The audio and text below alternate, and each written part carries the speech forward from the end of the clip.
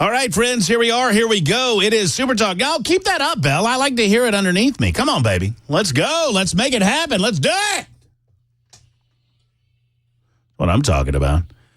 It is 12:06 and a good afternoon. Welcome in. May I be the first to say good afternoon? I hope I am at least. It is Super Talk 99.7 WTN, and my name is Matt Murphy, and this, conveniently enough, is the Matt Murphy Radio Show on said same. We've got a lot of different broadcast platforms. I'll tell you all about those as we introduce you to the broadcast today on this Thursday, August 8, 2024. I begin by welcoming you in, thanking you for being here, whatever time you're able to give us.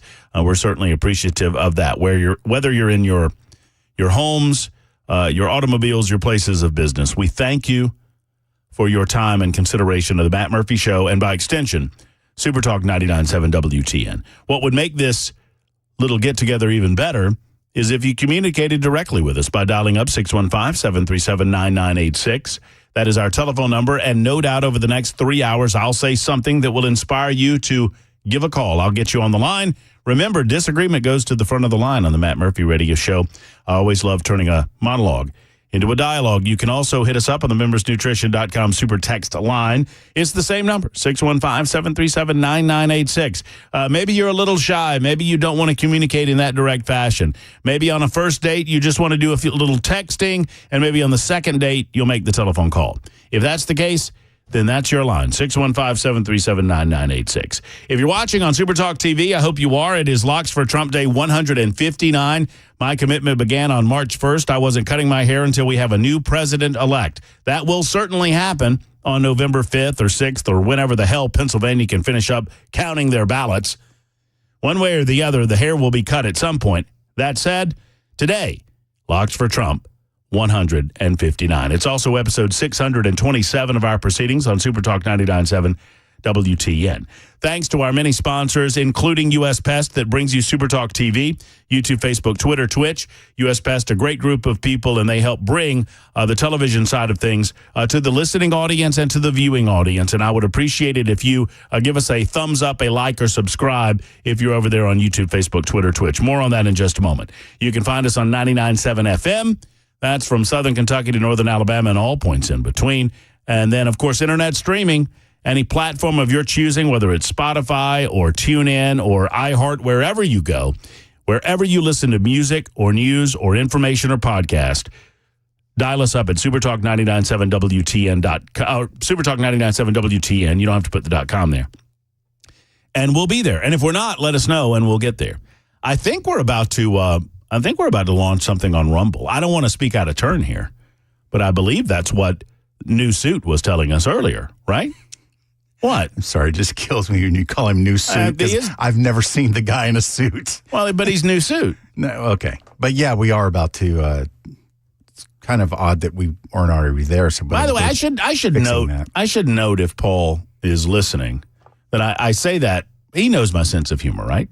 He knows I say that in love. I think he probably thinks you hate him.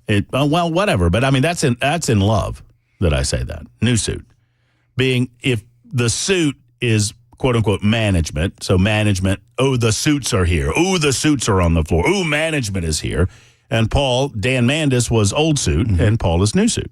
I like the fact that I can walk into my boss's office and he's not going to look at me and go, "You're dressing like that?" Well, no, he and I both pretty much dress the same. He probably does that. No, I don't think so. I don't know. Care. He's got he's got management blue jeans on. Oh, okay, that makes all the difference. You've got lowly board up blue jeans on. He's got management blue jeans on. You're welcome. You're welcome. We're going to try something new today. By the way, speaking of the talk television side of things, look, I try to be an open book. We try to we're one big happy family here. And as we grow as a radio station, we also grow as a visual communication radio station. And I know that sounds like an oxymoron, but in this day and age, it is not. We have a variety of different ways for you to consume what we do here on a day-to-day basis. Obviously, a lot of you are on the radio, but many of you choose to go over to YouTube, Facebook, Twitter, Twitch. While I'm talking about it, by the way, might as well get this out of the way. Belkay refuses to participate on the television side of things. He will not show his ugly face. This has to do with several warrants in several different states. One way or the other, we've given up trying, although I do ask from time to time. I call him Headless Bell as a result. But he does control the environment that is Super Talk TV. And he also offers a title of every episode, which is very crucial because people who are on YouTube or the Facebook or whatever, and they don't know us from Adam's House Cat, but somehow we come up in their algorithm and they see that title and that could hook them or it could make them get out of there as quickly as possible. And hopefully we're hooking them. Episode 627 today is entitled, Matt Murphy discusses more details on the Camel and Tampons ticket. We save receipts. That'll hook them. That'll get them. Libertarian lunch, noon to 3, goat meat. So you're invited to watch or listen in any platform of your choosing. I mentioned Super Talk TV because at 12:35 today, we will speak to our good friend and radio colleague, Dale Jackson. I do a weekly visit with Dale and his audience in Alabama. You know, I was in Alabama for about 20 or so years. And Dale does a morning radio show from 6 until 10 in Huntsville. 6 until 9, I believe it is now in Huntsville. And throughout the state of Alabama, in Birmingham, Huntsville, and Montgomery, he has a 1-hour broadcast from 10 until 11, and I'm on that broadcast every Wednesday. That said, Dale not only serves his country as a radio talk show host in Alabama, he has also served his country in the United States military. And I was curious his thoughts on this concept of stolen valor. I want to be real clear. I'm 50 years old, and I've never served in the United States military. I honor those who have, or at least I try to honor those who have, on a day-to-day basis. When I tell you that I am careful about the manner in which I speak on this issue, I mean it. I mean it. When we talk about Tim Walz and whether or not what he has done and what he has said over his years in Minnesota constitutes stolen valor, I mean it when I tell you that I'm very hesitant to make that charge because I've never served. And whatever happened toward the end of his assignment and whatever happened toward the end of his service in the National Guard, and we will dissect all of that because all of it is legitimate. He made it legitimate in as much as he has obviously fudged his service. But whether that rises to the level of stolen valor, those words mean things. You know, the late great Rush Limbaugh taught me that when I was 19 years old. I'm now 50. And I first heard Rush Limbaugh say this, and it just made so much sense. Words mean things. And you don't get to change the meaning of words just because of your feelings. Your feels in no way change the meaning of the language. And we need to, every single day, as liberals try to alter it and try to change it and try to morph it, we need to defend the language. And so when you say something like stolen valor, that means something. And so in our discussion with this today, I'm going to defer to those who have served. What I've noticed over the years, my 25 years of doing talk radio and talking about military service, that there are as many different types of individuals who have served in the United States military as there are different types of individuals in the United States of America. Those folks come from all walks of life. And you have many different concepts about freedom and liberty and politics. You know, believe it or not, there are plenty of liberals that served in the United States military. Tim Walz is one of them. Walz served, and for that, he deserves all the credit in the world for his specific service. My commentary today is not about his service. It is, in fact, about how he left service, whether or not he chose to leave service because of a deployment, and what that means to the individuals that were serving underneath him at the time, whether or not he intentionally mischaracterized how he left service, whether or not he mischaracterized his designation from command sergeant major to master sergeant, and what that means. And it means a lot for those who have served in the United States military. I was talking to many of them last night via social media, on text, and by phone. So we will lean into this. For those who don't believe that this is a story, it is a big deal. And if you don't believe me that it's a big deal, if you think all of this will blow over, if you don't think it matters to the United States military men and women who have served their country or are serving their country faithfully and being honest and open about the nature of their service and not fudging or exaggerating or stretching the truth, if you don't believe that it matters, allow me to introduce you to former presidential candidate John Kerry. I was there, and I am elephantine, and I remember it all. I interviewed the Swift Boat Veterans for Truth. I talked to the individuals that literally wrote the book on John Kerry and the manner in which he had chosen to lie about his military service over the years that he was in politics. I remember when Lurch himself walked out on stage.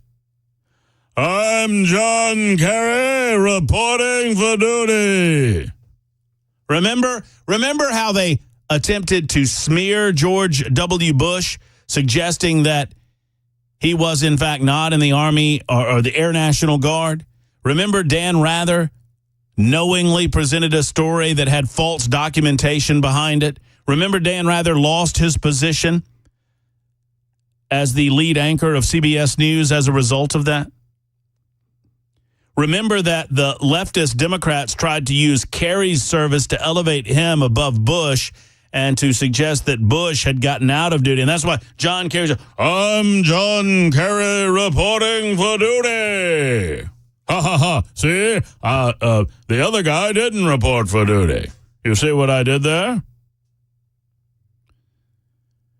And it turns out, sadly, John Kerry had lied about the nature of his service to his country and the aftermath of said same. And it mattered. The American people recognize that politicians engage in what we call puffery. They fluff up their resume. You know, remember when I told you, Bell, remember when we had the Kinleys on? Yes. And I told you how I used to always tell the story that I was at the Kinley's Hotel at 2:00 in the morning. So, I'm sorry. I was thinking about how beautiful they were. Yes. Jennifer and Heather, wonderful people, beautiful people. Come on back anytime you're ready. Please do.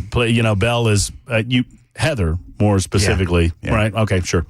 So the Kinleys, great folks. The country music singers. If you haven't heard them, we had them on recently, and I interviewed them when I was like 25 years old. I was in country music radio at the time. This is just prior to, I guess, maybe even younger than that, maybe 24. And I did a concert with them, and our radio station organized the concert. I interviewed them, and then I always like to tell the story. I was at the Kinley's Hotel at 2:00 in the morning. Now, they were in their hotel room, and I was down in the hotel bar. You see what I did there? Yep. So, but the insinuation is the same. Well, people have trouble. People understand puffery. They understand exaggeration. They understand lies by omission. People naturally are disgusted by the idea of someone puffing up any part of their military service to their own, especially to their own political advantage. And I believe I'm being as fair as I possibly can when I tell you that is clearly what Tim Walz has engaged in. And one or of two things is now true. Either Kamala Harris's team, led by Eric Holder, former Attorney General of the United States of America, big buddies with Barack Hussein Obama.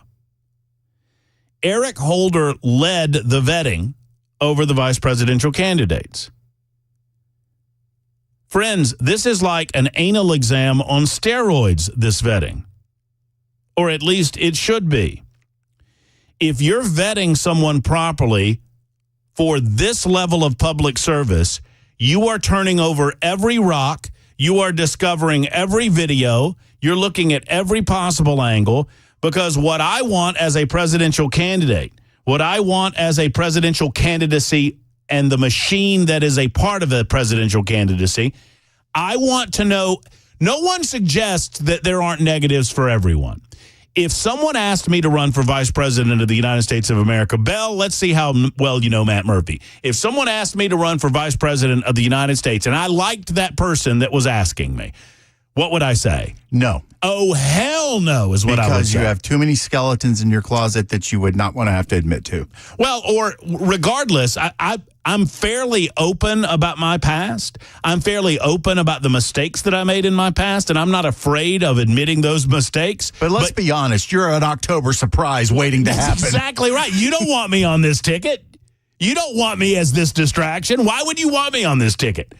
Everyone's going to be talking about me in college. Everyone's going to try to dig up those naked photos of me in college. Every single media outlet is trying to dig up those photos. Oh, yeah, they exist. I think I burned them, but not really sure. The point being, in all seriousness, either Kamala Harris's team is not ready for prime time or they knew about all of this and didn't care and felt like the American people would not care. This is a big deal. And here's the magic of all of it. They can't pick another guy. They just decided on another presidential candidate. You think they're going to pick a vice presidential candidate and then change on the vice presidential candidate as well? They can't. When I first heard about this and I heard about the manner in which he left the Guard and his decision to retire, and there was some overlap as to the possibility of deployment, I didn't think that this was necessarily going anywhere because I did not believe that his language would rise to the level of concern. But now we have video where the man is out and out lying about the nature of his service. And it's just day 3. So either they don't care about this and they think it will be a 2 or 3 or 4 day story, or they know about it. They either know about it and they don't care, or they didn't know about it and they weren't doing a proper amount of vetting. One way or the other. Absolutely embarrassing and demonstrative of why Kamala Harris won't go before the people and speak. It's now, hasn't it been almost 3 weeks? I want to say it's 18 days right now, so just shy of 3 weeks. She has not, outside of one unscripted moment that she made no sense. There was a moment on the tarmac. See if you can't find this moment, Belle. I know I'm asking a lot of you today, but there's a moment on the tarmac where she and Joe Biden are standing there waiting for the prisoner swap, that prisoner swap that they negotiated where we got raked over the coals. She made some comment on the tarmac there. It was like 20 seconds long, and it made 0 sense. That is the only moment since it was decided by the Democrat overlords that she would be the presidential candidate. Remember, we call her Candidate Zero. She's received absolutely no votes, not one single vote. She is coronated. She is Queen Kamala. And she won't answer any questions. Well, is there no wonder? If they can't get this right, my goodness gracious. Yet the media says she's in the lead. The media says the momentum is real. Donald Trump's giving a press conference at about 1:05 this afternoon. We'll carry that live on Super Talk 99.7 WTN. It's 12:24. I'm late as usual on Super Talk 99.7 WTN.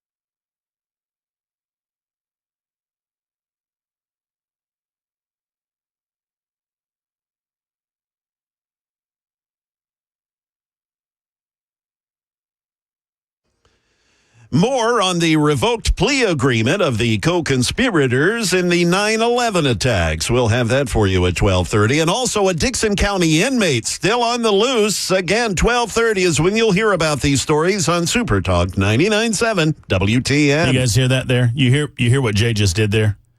He's trying to help me. He's helping Murphy save Murphy from Murphy because he knows how I do. He's learned me.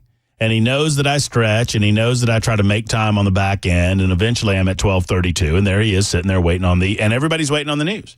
And nobody wants to hear from me. Harper's trying to help me out, and I appreciate that. 615-737-9986 is our telephone number, 615-737-WWTN. All right, we'll get to as many of you as we can, and then right after the newscast at 12:30, we will have Dale Jackson, who is a United States military veteran, on the show. He's also a talk show host in Alabama and a good friend. And he will talk to us about his thoughts on stolen valor. That is happening via Zoom.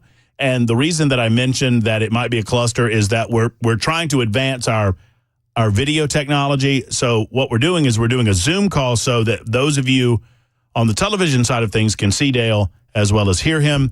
And it's our first time doing that. So you're probably going to have some people mad at you after this. Why is that? I mean, I like Dale. He's a nice guy, but he's not attractive. No. Well, that's the reason he's the test case, because if that camera can handle Jackson, I mean, Dale's a great guy. Oh, absolutely. But, I mean, somebody whooped up on him with the ugly stick. And I'm going to tell him that when he's on the radio with me. I'm telling him something he doesn't know. He knows. He was brave enough to walk into a Georgia bar in the middle of a Georgia-Florida game. He sure was. We ended up, he's got a horrible pick of rooftops. I didn't see one chair leave the rooftop of the bar that we ended up on. Well, it's because everybody was happy about the fact that they could watch their team win on your phone. For those who don't know, we went to the Georgia, like the Valentine on Lower Broad was the Georgia bar to watch Georgia football games. And I think they've been sold now, so I don't know if it continues. And Dale Jackson, my good friend, is a Florida fan, and so we make it a point to watch the cocktail party together as much as we can. Bell K, Dale Jackson, and myself went to the Valentine to watch the Georgia game. Bell was nice enough to join us there. I don't think he gives a rip about football that much, but he enjoys camaraderie and maybe a drink or two. And the Valentine's television service went out, and they didn't do anything about it. They couldn't do anything about it. And I pulled the Georgia-Florida game up on my phone and stood in a corner like this. Doing play-by-play. Doing play-by-play on the phone. And people were gathering around my phone, watching the game on my phone. And I'm like, if I can do... Anyway, it was pretty funny. Public service. All right, Jay, I promised you, but I got to get this in real quick. This is very important. This is from the tarmac. This is the one unscripted moment from Kamala Harris since she's become the presumptive nominee. This is an extraordinary day, and I'm very thankful for our president and what he has done over his entire career, but in particular as it relates to these families and these individuals, what he has been able to do to bring the allies together on many issues, but in particular this one. The word salad continues in a moment. I'm going to try to find a better version of that audio for you because there is a better version out there. This was filmed off of television. It's Kamala Harris making no sense on a tarmac. More on that in a moment. 31 after the hour. Here's Jay Harper in the news.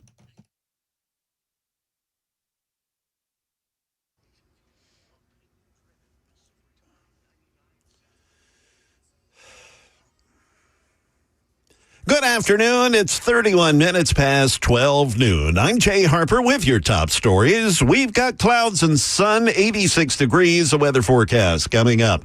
A plea agreement struck with the alleged mastermind of the September 11th attacks and two accused co-conspirators last month might have been the beginning of the end for the Guantanamo Bay Military Tribunal, but it was thrown out by the Secretary of Defense. Here's ABC's Shannon Kingston with what happens next. A military judge overseeing the case against 9/11 defendants has authorized lawyers to investigate whether Secretary of Defense Lloyd Austin has the legal authority to scrap a plea deal that would have taken the death penalty off the table. Austin defending the move at a press conference this week. Families of the victims, our service members, and the American public deserve the opportunity to see military commission trials carried out. Back here in Middle Tennessee, authorities in Dixon County, they're still looking for an inmate after he escaped from his roadwork detail crew in the Sladen area yesterday.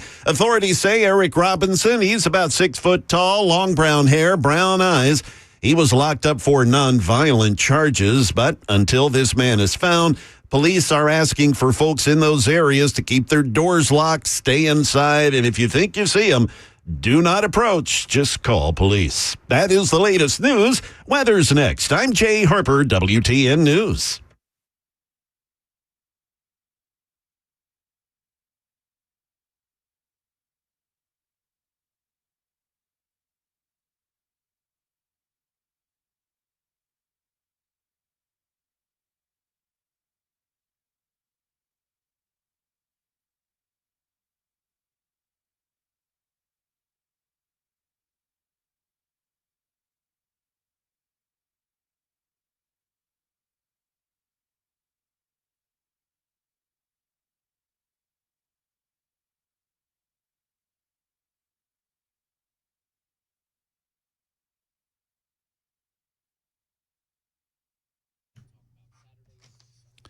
You know, I've been telling you that Dr. Stephen Poss and the Sleep Apnea and TMJ Solution Center is growing by leaps and bounds as more and more folks learn about the incredible oral device, FDA-approved oral device that helps mild to moderate sufferers of sleep apnea who cannot wear a CPAP. So he's growing, and he's growing so much so that he has added a new doctor, Dr. Brian McLaughlin, to the facility in Brentwood and Murfreesboro. Odds are you'll either see Dr. Poss. Dr. Poss is still there, obviously, but Dr. Brian McLaughlin joins the team, and we are proud to have his exceptional credentials and experience on board with Dr. Poss and the Sleep Apnea and TMJ Solution Center so they can serve Middle Tennessee even better. So many of you have done what I've done, and that is you go to Dr. Poss. I didn't realize I had sleep apnea until I got a sleep test done on the recommendation of Dr. Poss, and now I know, and now I have my appliance. It's a device that gently supports your jaw, helps you breathe easier at night.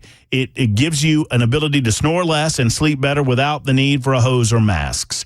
As fall is approaching, more people have met their insurance deductibles, so now perhaps is the time to join Dr. Poss in his office. They're in network with BCBS, Aetna, Cigna, United Healthcare, and Medicare. They're a preferred provider with TRICARE for our military as well. 2 locations, Brentwood and Murfreesboro. Take the next step by going to drposs.com, drposs.com, and tell them Matt Murphy sent you to the Dr. Poss Sleep Apnea and TMJ Solution Center.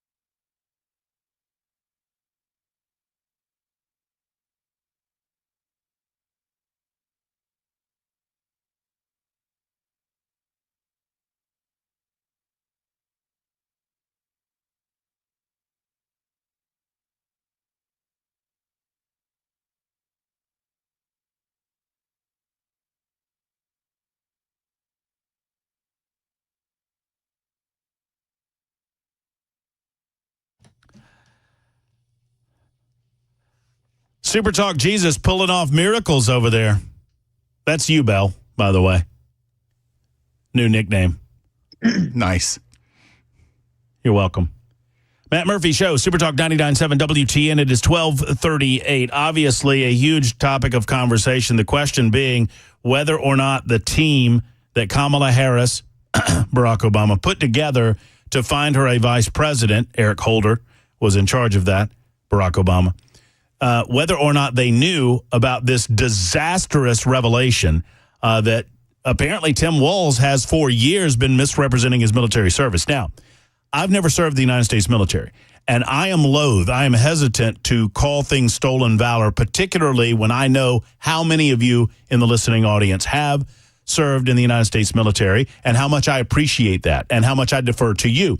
With all of that in mind, we thought it best to bring in a United States military veteran. He also happens to be a good friend. He serves his country in the state of Alabama on WVNN every morning until 9 a.m. From 10 until 11, he serves in Montgomery, Birmingham, and Huntsville on a trifecta of radio stations all across the state. He makes the horrific mistake of inviting me on once a week, but he has also served his country in the United States military itself. His name is Dale Jackson, and he joins the Matt Murphy Show today. Hello, Dale. How are you?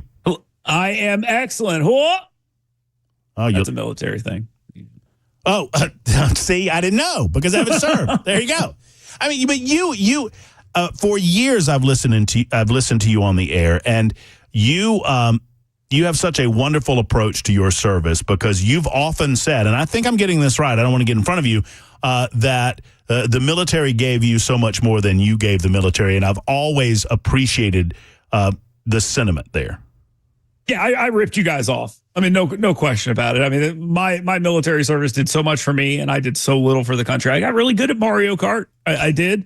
Played a lot of that when I was out in the field, in a communications shelter, setting up tactical networks and things like that. But when I got out, the country took great care of me. GI Bill, Army College Fund put me through the University of Florida. Got a great job with it. I mean, they treated me great. It's the best decision I ever made. Put your kids in the military in some way, shape, or form. It's good for them. It's good for you. It's good for the country. So talk to me about your perspective on the selection of Tim Walz. I mean, obviously, we were not going to like this guy from a political perspective. You just look at a little of his background from Minnesota, and that's pretty obvious. But they picked him in part because he could check that box of military service. He was in for multiple decades in the Minnesota National Guard, but it doesn't seem like they did any deep dive into the vetting, considering some of the language that he has used post-service. Just give me your view from 50,000 feet on all of this. I think they thought they could just get away with it. I mean, I believe they thought they could get through this because the media is going to help them. It's just like when they're calling him coach. He was an assistant coach on a high school team. Nobody was calling that guy coach. You called Tom Osborne coach. You called Tommy Tuberville coach. You never called the assistant high school coach, who's also an English teacher, the head of the Gay Straight Alliance, who's responsible for tampons in the boys' room. Nobody called that guy coach. But now we're pretending all these things. They just figured the media would carry their water, which the media is generally doing. I mean, ABC News put out a report that said that J.D. Vance, who didn't serve in combat, just in Iraq in a war zone, so he never actually saw combat, is now complaining about a Walz record when he has 24 years. They thought they could get through this, and I was kind of hesitant about the stolen valor thing like you were. I didn't want to go out and say that because I didn't know the whole story, and it's kind of tricky sometimes how people talk about their military service. And this guy, after all this has come out, it is clear to me that maybe he's not legally guilty of stolen valor, but he definitely fits the definition that everyone thinks of when it says stolen valor, inflating his military service, lying about being in combat, and using it to make him an authority on certain things when he is not. And the abandonment of his unit when they were getting ready to go to Iraq, that was an unforgivable thing. Look, all you got to do is listen. I mean, I know I'm laying out a lot of stuff here, but all you got to do is listen to the guy who took over for him, who came from the same unit. Because keep in mind, this is a National Guard unit, so these guys are all coming from the same state. This guy who took over for him said he abandoned us and called him a traitor. Now, the word traitor is incredibly loaded, and I don't think he means it in the traditional sense where he should be executed and stuff like this. But what he's saying is he betrayed his soldiers. And that's how a lot of them feel about it. And look, the media and Kamala Harris and everyone else can tell them that they shouldn't feel that way if they want. Those guys went into a war zone. 3 guys died. They felt betrayed. So there seem to be 2 basic aspects of this conversation. One, how he left, and the other is how he spoke about his service after leaving. I want to play. Seem to be all right. Hold on. I've got to do one little thing here. I want to play a clip of what he said post leaving. This is a good example. And, you know, after 3 days, the bloggers in pajamas in their basements have dug up multiple examples of him doing this after his military service. So this is just a one-off, but this is an example of what we're talking about when we discuss Tim Walz and how he talked about his military service after he left the National Guard. Hope woke up like many of you did 5 weeks ago and said, Dad, you're the only person I know who's in elected office. You need to stop what's happening with this. I'll take my kick in the butt for the NRA. I spent 25 years in the Army and I hunt. And I gave the money back, and I'll tell you what I have been doing. I've been voting for common sense legislation that protects the Second Amendment, but we can do background checks. We can do CDC research. We can make sure we don't have reciprocal carry among states, and we can make sure that those weapons of war that I carried in war is the only place where those weapons... Those weapons of war that I carried in war is the only place where those weapons are at. So he uses the idea that he was on the battlefield as a bludgeon against the Second Amendment arguments that so many conservatives make. And this is a place where military veterans like yourself, Dale, would say this is way, way beyond where he can go with his language. Oh, yeah, absolutely. I mean, he said he carried those in war. He knows exactly what he's saying. He said it multiple times. So it wasn't a slip of the tongue or anything like that. He said those things. Now, you could say, I carried a weapon of war. I used a weapon of war. I used a weapon of war multiple times, but I never carried one in a war zone. And if I said it, I'd be very ashamed and immediately backtrack on it. You know, my service is interesting because, to me at least, I served in a thing called Cobra Gold 99. They sent us to Thailand. While we were there, the bombing of Kosovo, I believe, in Bosnia, and all that was going on. And they channeled some of the communications through what we were doing in Thailand. It's worldwide satellites and all this other stuff. For me to say I supported that is a joke. It's literally a joke I've made in a bar to people who have been in Iraq. Right. You know, yeah, well, I was in Kosovo. Oh, what did you do? I sat in Thailand in a hotel and watched other soldiers buy whores. That's what I did. I mean, that's what I did.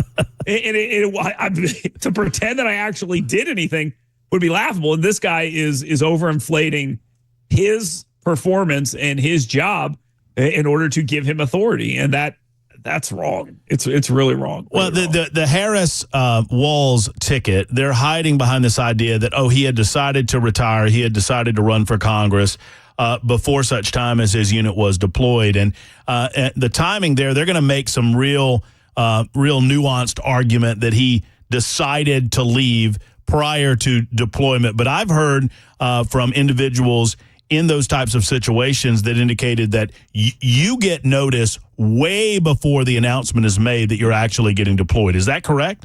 Yeah. Oh, yeah. Absolutely. Absolutely. And there is no question here that he could have, if he was a leader and cared about his soldiers, he could very clearly have said, okay, I'm going to stay in the field. I'm going to do what I need to do. He could have run from Congress from over there. There have been people that have done that. There have been members of Congress that have served. I mean, this is just a false narrative. If he's trying to sell that, good luck. I mean, look, it's a misunderstanding. Come on. They fabricated an entire smear out of thin air that George W. Bush didn't fulfill his obligation. It was a complete lie. And when it got caught, they said, it was fake, but accurate. And now then there was John Kerry, and they say, swift boats. Well, they were right. Those guys were right about John Kerry in that situation, and the media downplayed that. And now here they are downplaying it again. And I'm telling you, this is not the way the media should be covering this. They should be forcing this guy on the record, make him eat it. And the simplest thing you say to him is you say, Governor Walz, what are the 7 core Army values? And they're leadership, duty, respect, selfless service, honor, integrity, and personal courage. And then you say, which of these are you failing on here? And the answer is all 7. Wow. He failed in all 7 of those 7 core Army values. And you make him eat it. So you understand the political side of this as well as anybody.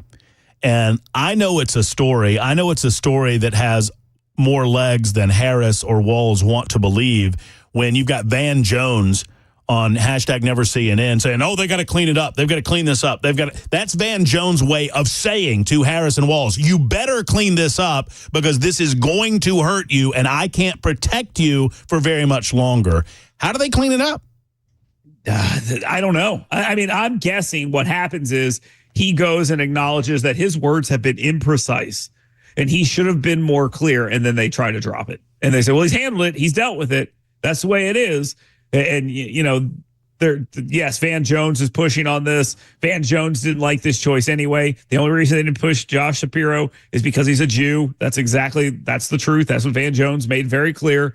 And right now on CNN, even after saying all that, their main story is about how Donald Trump keeps saying she should do an interview. She should do an interview. That's the main story right now. And not the fact that this rollout, as bad as they wanted to pretend the rollout with J.D. Vance was, look at this disaster. This guy, and just to speak on the guy's character for a minute, because he has none, every major position he or Kamala Harris holds, they're trying to downplay. Whether it's immigration, whether it's crime, whether it is COVID-19, whatever it is, they're tampons trying to in the boys' room. They know if they tell you the truth. Yeah. Well, that's right. I mean, yeah, they are attempting to do with Walz, and I think that's why the Harris people, Eric Holder and the like, were so comfortable selecting such a socialist, because they felt like he would get the same type of mainstream media treatment. And understand, and you know this as well as anybody, Dale, they're not looking to turn Dale's vote or Matt Murphy's vote or any of your vote. They are looking to draw out stupid people to go to the polls and vote for them, misrepresenting their record on the way. They're trying to downplay the possible Trump supporters, and they're trying to get turnout from the dunderheads. They get their information from ABC, CBS, or CNN, right? Exactly. I mean, and so the question then is, how does this impact, how does this specific information about Wall Street, because you and I agree, Dale, that there's zero chance they replace the guy, right? No, that's an admission of defeat. There was no chance they were going to get rid of J.D. Vance, and there's no chance they're going to get rid of him either. So how does this affect the outcome of does this affect anyone's vote long term? Oh, it's absolutely huge. And you mentioned it. It's not about us, not the people listening to the show. You mentioned dunderheads and idiots. My mom. I mean, I hate to say it that way, but she tells me all the time, I just love David Muir. He's so great. I don't listen to your show, but I love David Muir. By the way, I've met your mom. That's a spot on Dale's mom impersonation. She tells me, and I love my mom. You know that. I know. But she loves David Muir, and she's watching that every day at 5:30. And their coverage is, they're really giving Tim Walz a hard time. He was quitting anyway. This isn't a big deal. J.D. Vance didn't even see combat. Why is he doing this? That's how they're framing it, and that's what they're going to consume. And you know, there's so many people that watch that ABC, CBS, NBC nightly news, and it is truly election interference the way they gatekeep on stories, and this is one that they're actually gatekeeping on big time. Well, invest in 30-foot ladders, Dale, and just in case Walz and Harris actually get the presidency. Look, you know how much I appreciate you. Thank you for stopping by. Thank you for offering us your perspective based on your experience, and thank you for allowing me back in Alabama once a week. I do appreciate it, believe it or not. Go Gators. Oh, gross. I mean, why would you end it? Get him out of here. Just get him out of here. Why would you end it? Thank you. Thank you. Thank you for having my back, pal. There he is. There's Dale Jackson of WVNN, of Talk 99.5 in Birmingham. There's another one, 1440 AM in Montgomery. He's all throughout the state of Alabama, and we appreciate him today. It's 51 after the hour on Super Talk 99.7 WTN.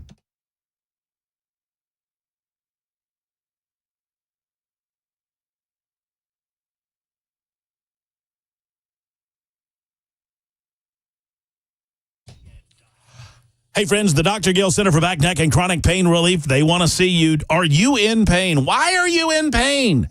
Why? Are you popping pills? Why are you doing that? You know that's just covering up the pain. It's not addressing the root cause. Let's get to that, right? I mean, this doesn't have to, A, cost you an arm and a leg, and B, it doesn't have to hurt.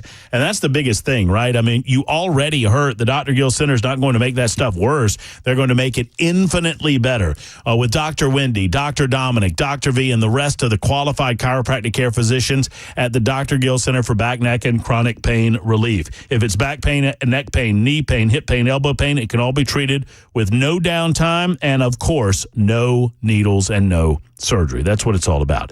That's why their slogan for so many years have been, don't take a pill, call Dr. Gill and allow him to offer you the relief that you deserve. What if I told you you could walk pain-free? What if I told you that you could live a life free of back, neck, elbow, hip pain? It's possible with the Dr. Gill Center. Schedule that initial consultation today at 615-882-4838, 882-4838. They've been here for well over 30 years. They were the originators of this type of technology in Middle Tennessee. You want to go to the OG. You want to go to the Dr. Gill Center for back, neck, and chronic pain relief.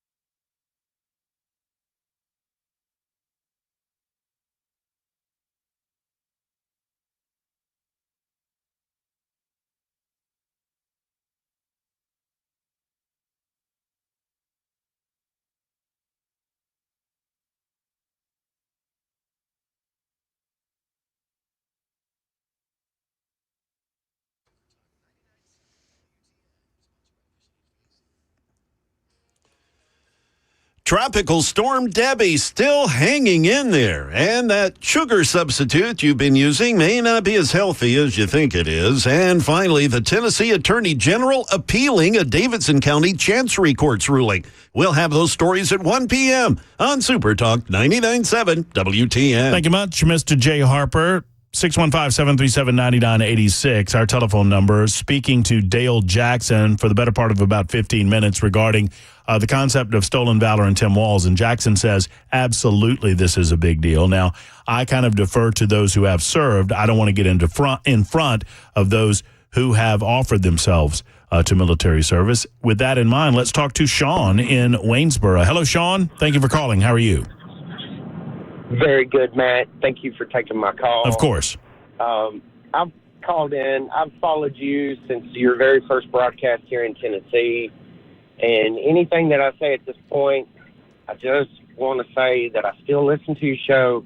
I love your point of view. I'm a native Tennessean, born and raised. I served my country. My daughter serves now. And in my opinion, as a Tennessean, I don't necessarily care what an Alabaman has to say that reflects around Tennessee politics. Now, on this note, I think that if we're going to beat the Democrats in November, are you talking about Dale or me? I'm talking about Dale. Oh, okay. Well, I did not have Dale on because he was from Alabama. I had him on because he served the military. No, and I totally respect the fact that you served in or worked in that. Hey, hold your thought here, Sean. Sean, I'm not hanging up on you. I'm putting you on hold now, understanding that we have a Trump presser that we have to balance. But I want to hear the rest of what you're saying. But if you can hear the music in the background, that means I've got to go to Jay Harper in the top of the hour news. I'm duty bound to do so. But I want to hear from you, Sean. So hang in there. I want to listen to the rest of your comment. David, you too. Kelly, you too. It is Super Talk 99.7 WTN. Hang in.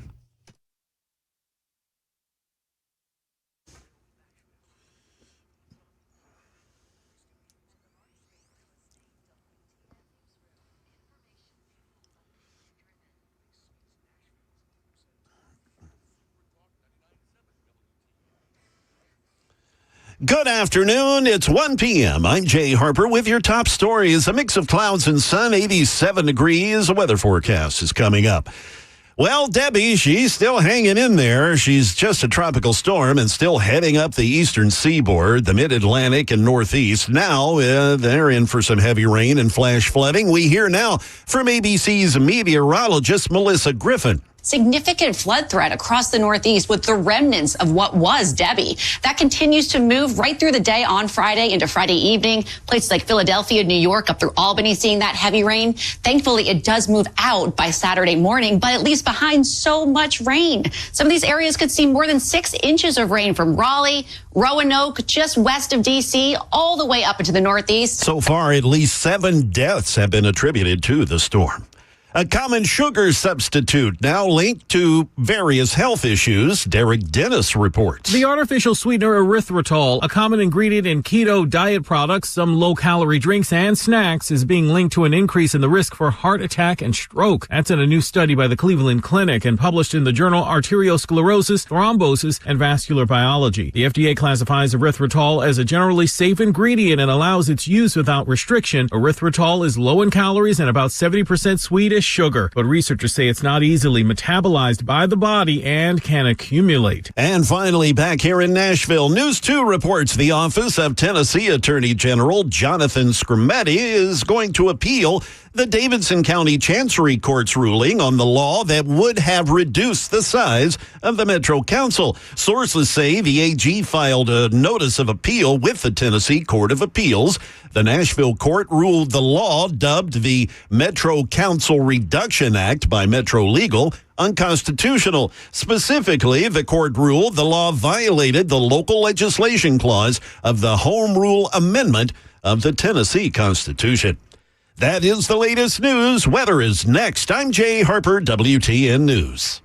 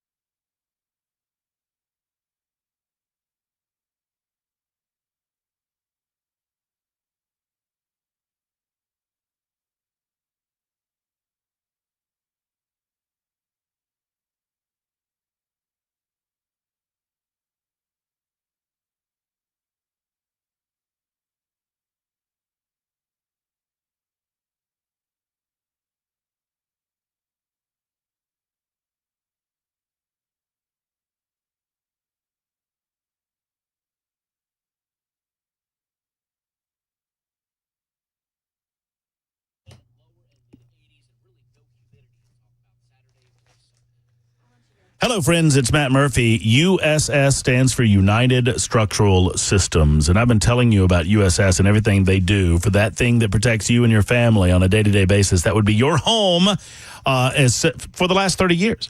For 30 years since 1994, over 25,000 satisfied customers have talked about USS. And right now I want to talk about their incredible deal for August. It's a back-to-school promotion as the kids go on back to school. If you're looking around the house and you've noticed some of the telltale signs of issues surrounding your home, I'm talking about in your joints. If you look in your basement or your crawl space and you've noticed that the bricks seem to be cracking there, that can be a sign of your house settling in a way that could put it in danger. Similarly, if you are smelling a musty smell, it could be a sign that you've got a waterproofing issue, and USS is designed to help solve those issues. Like I say, for the last 30 years, they've been doing it for 25,000 plus customers, and you could be the next one. Right now, you get 10% off any job over $2,500. There's your back-to-school promotion.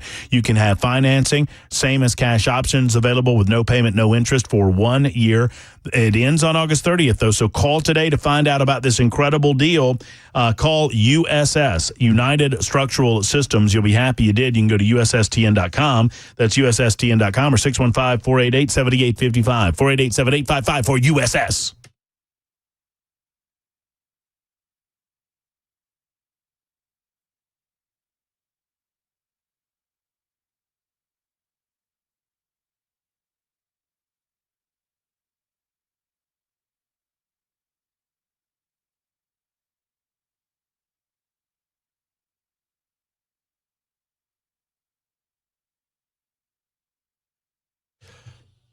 Everybody say bye to salesperson Drew. Bye, Drew. See you later. Bye, Drew. Take care. Super Talk 99.7 WTN. What are you giving that look for? Drew was in here. She was. We were talking about a brand new client that's about to come on board. Is it the one that we were talking about yesterday? What one were we talking about yesterday? Vroom Vroom? Yeah. Okay. Yeah. Met with those guys yesterday. Man, great people. Great people down in Murfreesboro. I will tell you more coming very, very soon. All right, hour number 2, 615-737-9986. Donald Trump is set to hold a press conference any moment now. Until he does, we're going to talk to you. We were talking to Shane last hour, and Shane was chiding me a little bit. I mean, gently chiding me, saying that he didn't care about hearing what Alabama folk have to say. But, I mean, I'm originally from Georgia. I've been in Nashville for about 3 years now. And obviously, I have embraced my new home state and my new hometown. Currently, I would call that Mount Juliet, although it was in the ghetto in Goodlettsville for a hot minute in the grand old RV resort convalescence home and bat meat market. But all that being well and good, Sean, I did not wish to rush you, and so we got you back on the line, buddy. Hey, Matt, you made me laugh with the whole Hendersonville and the RV park. Thank you. You're welcome. What my point with this is, as a veteran, I've served. Thank you. Me personally, as a Tennessean, we don't follow the flock. Tennesseans have volunteered. That's where we got our name. We're free thinkers. We're free flowers. All that I'd like to point out is what constitutes as service. The man has 24 years of military service. I did not serve in a combat zone. My daughter is now or has. I personally served under but I didn't swear an oath to a political party. I swore an oath to protect the Constitution from enemies, foreign and domestic. And all these veterans that have called in, and this is my opinion. All these veterans that have called in have given their opinion and not necessarily honored the oath that they've taken. Now, does someone who served in combat deserve more recognition? Absolutely. You've had bullets fired at you. You've killed our enemies. You are 100% a hero. That's what we were taught after 9/11. Appreciate your veterans. My point is that if we're going to beat the Democrats in November, I think that policy and record definitely counts. And I think that both of these candidates, I'm not impressed with J.D. Vance, but this is what we got. There's a reason that Trump picked him. There's a reason. Wait, you're not? You say you're not impressed with J.D. Vance? I am not. Why not? He wants to tote a veteran flag, but he wasn't really in combat. So he's a United States Marine. Well, I was a United States Navy. He was in Iraq. I was in Somalia. Wait, so a couple of things here, Sean. I don't know of anyone that has challenged or denied that Tim Walz served in the Minnesota National Guard for over 2 decades. I mean, no one's questioning any of that. What many people are questioning is the idea that he ran around after he left, and they're questioning the manner in which he left, which is fine. But then they're also, after he left, he suggested that he carried a gun in battle. Mr. Matthews, Matt, I'm right there. Words mean things, but we're defending and we're attacking one veteran. No one's attacking. Sean, you're using who? Why are you using the word attacking? Nobody's attacking. I'm observing. I apologize. He said it. We're critiquing another veteran against one veteran who's running against someone who did not serve military at all. So I'd just like to point out, as we beat this narrative, I would much as who you voting for? Who you voting for, Sean? Who you voting for? Right now, I'm up in the air. Okay. I'm up in the All right, air. I've got to scoot to the Trump. I've got to do this, but call me back. Let's continue. Let's continue this conversation. I really look forward to the next telephone call. Thank you for this one. It's 1:11. I don't mean to suspend it early, but Donald Trump is speaking right now. He's offering a press conference. Let's listen in. CNBC came out also with a poll that was has us leading fairly big in swing states. In some polls, I'm leading very big in swing states because they want safety. People want safety. They want security. They want respect all around the world for our country. They don't want this horrible culture that is developing, a culture of no common sense. It's really a culture of no common sense, and it's not what anyone wants. We want to have a safe country. We want to have a strong military. We want low interest rates, and we want to be able to have the American dream. We want to be able to have our youth be able to buy homes, housing, get good jobs. And we're really just at the opposite right now. It's so sad to see. But as a border czar, she's been the worst border czar in history, in the world history. I think the number is 20 million, but whether it's 15 or 20, it's numbers that nobody's ever heard before. 20 million people came over the border during the Biden-Harris administration. 20 million people, and it could be very much higher than that. Nobody really knows what the number is. Nobody knows. Nobody has a clue. And the gotaways, they call them the gotaways. The gotaways are at numbers. Somebody was quizzing me on it the other day. No, I don't think so, sir. I don't think so. They have no idea what those numbers are, but they're much higher than you would think. Just like far more people were killed in the Ukraine-Russia war than you ever report. Just like the October 7th would have never happened. Russia would have never hit Ukraine had the election result been called differently. It was a very bad call, but Russia would not have attacked Ukraine. October 7th in Israel would have never happened. You wouldn't have inflation. A lot of great things would have happened. But now you have millions and millions of dead people. And you have people dying financially because they can't buy bacon, they can't buy food, they can't buy groceries, they can't do anything. And they're living horribly in our country right now. With all of that being said, I think it's very important to have debates. And we've agreed with Fox on a date of September 4th. We've agreed with NBC, fairly full agreement, subject to them, on September 10th. And we've agreed with ABC on September 25th. So we have those 3 dates, and those networks, they're very anxiously awaiting that date and those dates. So we have September 4th, September 10th, and September 25th. We have spoken to the heads of the network, and it's all been confirmed, other than some fairly minor details. Audience, some location, which city would we put it into, but all things that will be settled very easily, very I think it'll be very easy. The other side has to agree to the terms.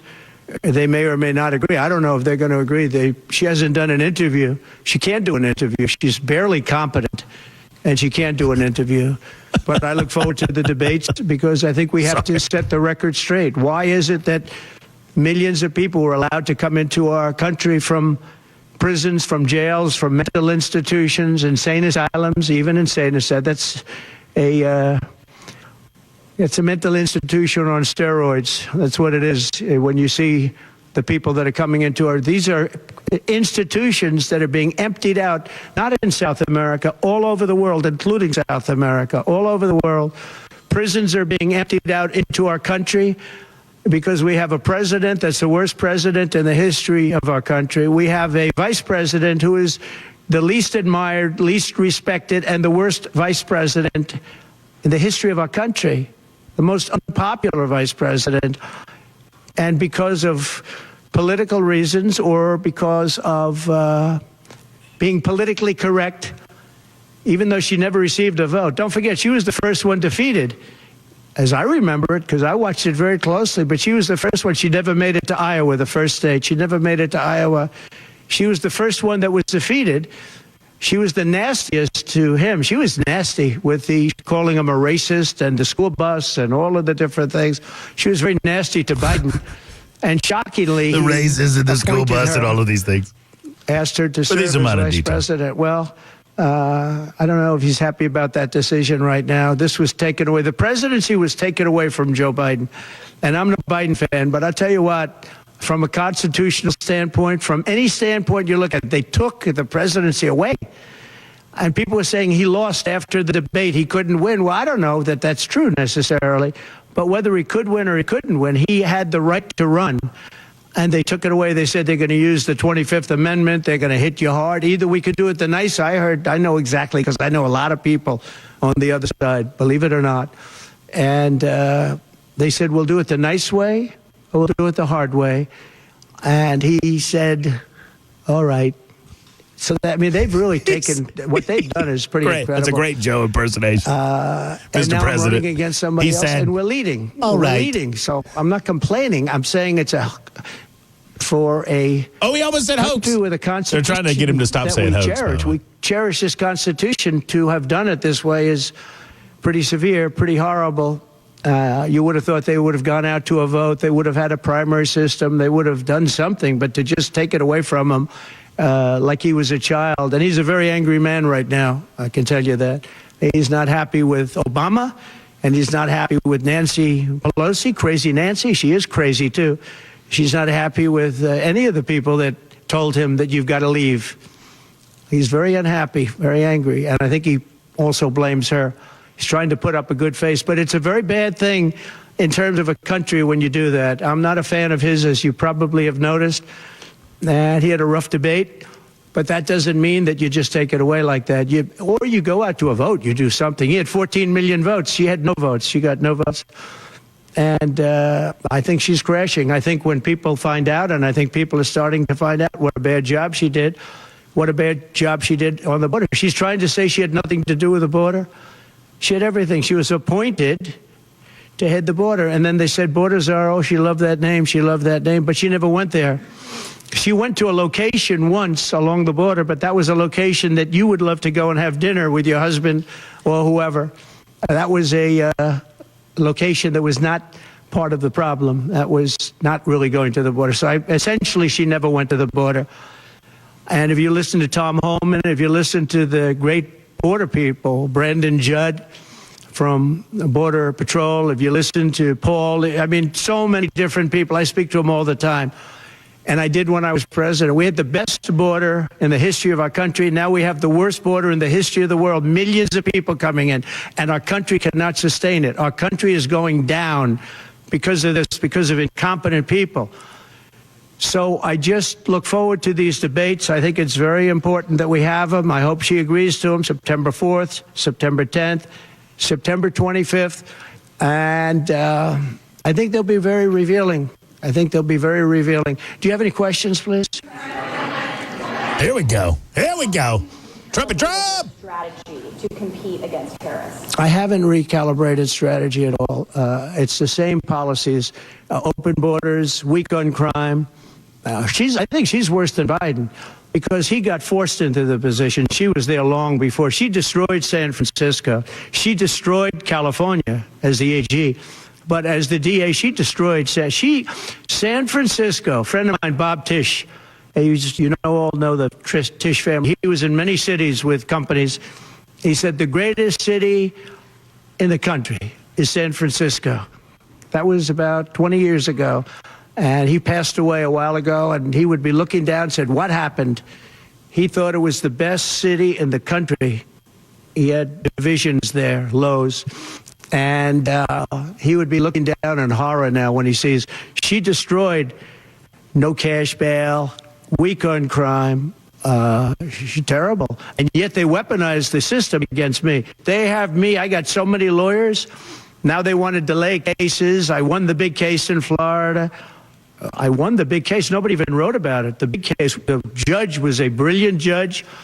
And all they do is they play the ref with the judges. This judge was a fair but brilliant judge. And as you probably heard, the big documents case, I won it.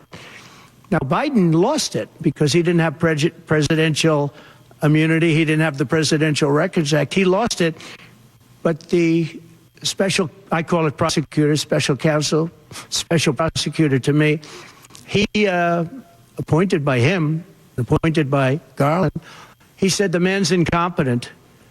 He can't stand trial, but he can run for president. But we no longer have to worry about that because we have somebody that, in my opinion, is more incompetent. She couldn't pass her bar exam and lots of other things. And she should not be in a position because if she becomes president, hey, we're going to try. I'm certain Donald Trump's going to continue taking questions, and we're going to continue monitoring this. We need to take a time out, and I'll try to repair. I know that we're hearing a little of audio pop there. That is coming from our source. It's not coming from us. So we'll try to do what we can to repair that and get back to Donald Trump, who is offering a press conference, something that Kamala Harris hasn't done in 18 days. Obviously, noticing said same.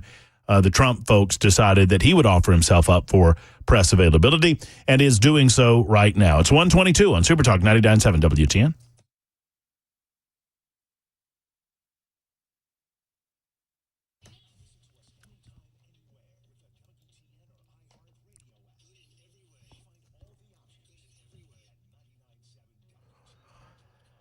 Hello, friends. Matt Murphy here for Tennessee Men's Clinic. Tennessee Men's Clinic is an all-male coordinated effort to get to the bottom of issues that might be impacting you gentlemen, especially if you reached middle age.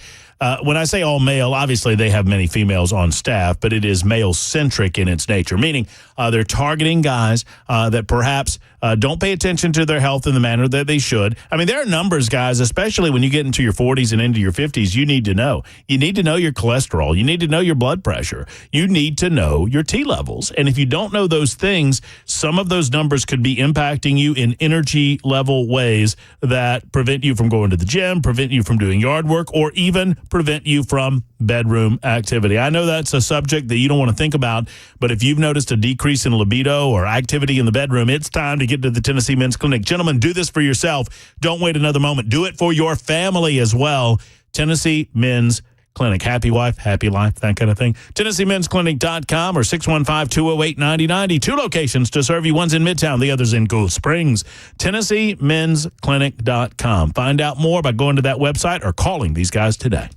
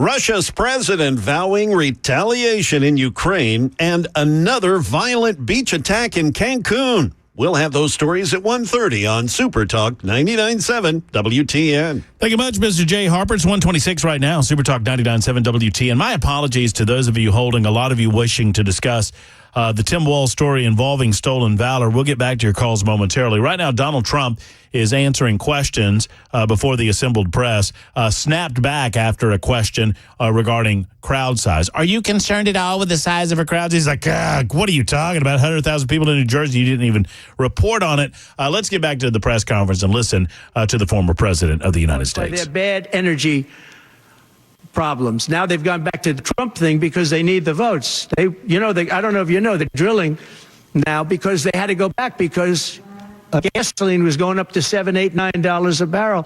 So they said, we better do what Trump. But the day after the election, if they won, you're going to have fuel prices go through the roof. Everybody's going to be forced to buy an electric car, which they're not going to do because they don't want that. It's got a great market. It's got a market. It's really a sub-market. People want gasoline-propelled cars. They want hybrids. They want to have everything, and they want electric. But they want everybody to have an electric car. We don't have enough electricity. We couldn't make enough electricity for that. And you know what else? The weight of a car, the weight of a truck, they want all trucks to be electric. Little things that a lot of people don't talk about. The weight of a truck is 2.5 times heavier. You would have to rebuild every bridge in this country if you were going to do this ridiculous policy. So, but on crowd size, in history, for any country, nobody's had crowds like I have, and you know that. And when she gets 1,000 people and everybody starts jumping, you know that if I had 1,000 people would say, that's the end of his campaign. I have hundreds of thousands of people. In South Carolina, I had 88,000 people. In Alabama, I had 68,000 people. Nobody says about crowd size with me. Never follow me on Twitter, by the way. 1,000 people, 1,500 people, and they say, the enthusiasm's back. No. The enthusiasm is with me and the Republican Party because they want to stop crime. They want to stop people from pouring into our country from places unknown. Bell, I'm going to try to switch this over to a different source to stop that popping. So, that's where the enthusiasm is. All right. Might be even worse. I know it's hard to hear. I'm sorry. I don't know if I can or not.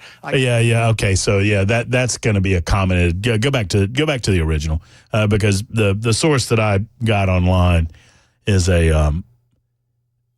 it's not a comment-free source. So. That's what they say. How important is it to you, and is it salvageable for you to be able to repair the relationship with Governor Pest? I don't know if I can or not. I got him elected. Without me, he wouldn't be governor. I got him elected. He was doing terribly. I got him elected. With that being said, I hope we can repair it. But if we don't, the people are still the people, and they're going to vote. We're leading in Georgia by a lot. We're leading in Pennsylvania by a lot. So, but I don't know. Now in Pennsylvania, I have great relationships. In Georgia, I do too, but unfortunately not with the governor. I've never understood it. When you get somebody elected, they're supposed to like you. He's not exactly, for some reason, and you'll have to ask him about that. Get off this question, Mr. Trump. I'd love to see it get repaired. I think that if we don't win Georgia, Georgia is a big win, is a big state. So I won Alabama by a record. Nobody's ever gotten that many votes. I won South Carolina by a record.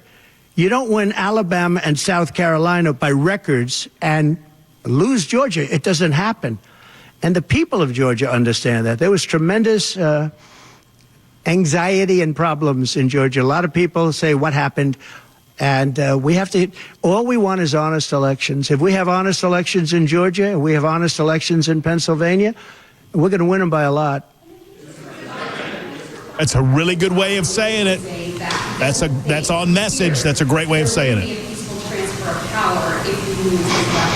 Well, he actually said it two ways. First, he said it incorrectly, then he corrected himself. Do you agree with that, right? You know, if you watch him, he said it two ways. No. I mean, he said it two ways because he doesn't really know what he said. Why didn't he bring it up at the debate? You know, he had a chance for 90 minutes to bring it up at the debate. He could have talked about that at the debate, and he didn't do it. Everyone said, oh, he said this and he said that. He's just, you know, they give him something to read off. He read it very badly because he actually said it the opposite. Then he had to go back and correct himself. He said the opposite.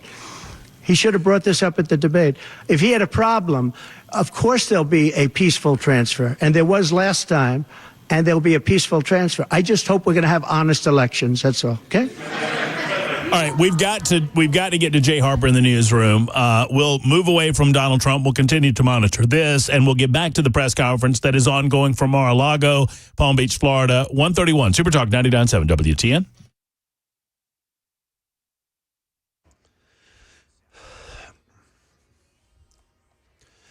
Good afternoon. It's 1:31. I'm Jay Harper with your top stories. Clouds and sun, 87 degrees. A forecast coming up. Russia's President Putin vowing retaliation after Ukraine launched a large-scale assault inside the country this week, the first since Russia invaded Ukraine more than 2 years ago. ABC's Patrick Revell on conflicting reports about the operation. Russia's defense ministry is claiming that the situation is under control and that it has stopped Ukraine's advance. But when we look at what's been said by pro-Kremlin military bloggers, a very different picture emerges. It sounds very much like the situation is not at all under Russia's control. And in fact, the Ukrainian units are continuing to push, are continuing to advance, and they seem to have reached a village even 30 kilometers inside. Ukrainian officials also say a video shows its troops taking Russian prisoners.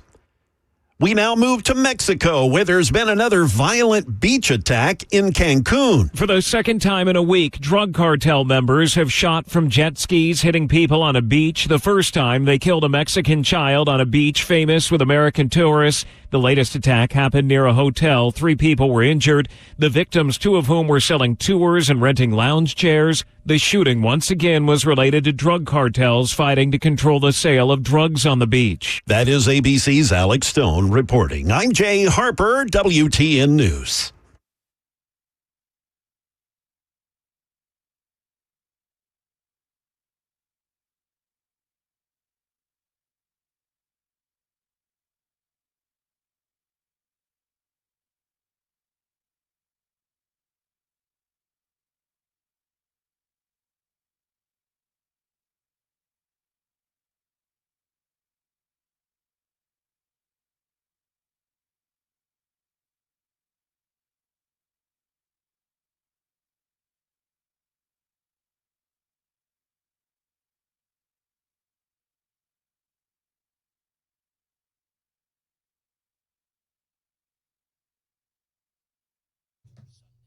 Hey, friends, Matt Murphy here for the Glock Store. Have you been by?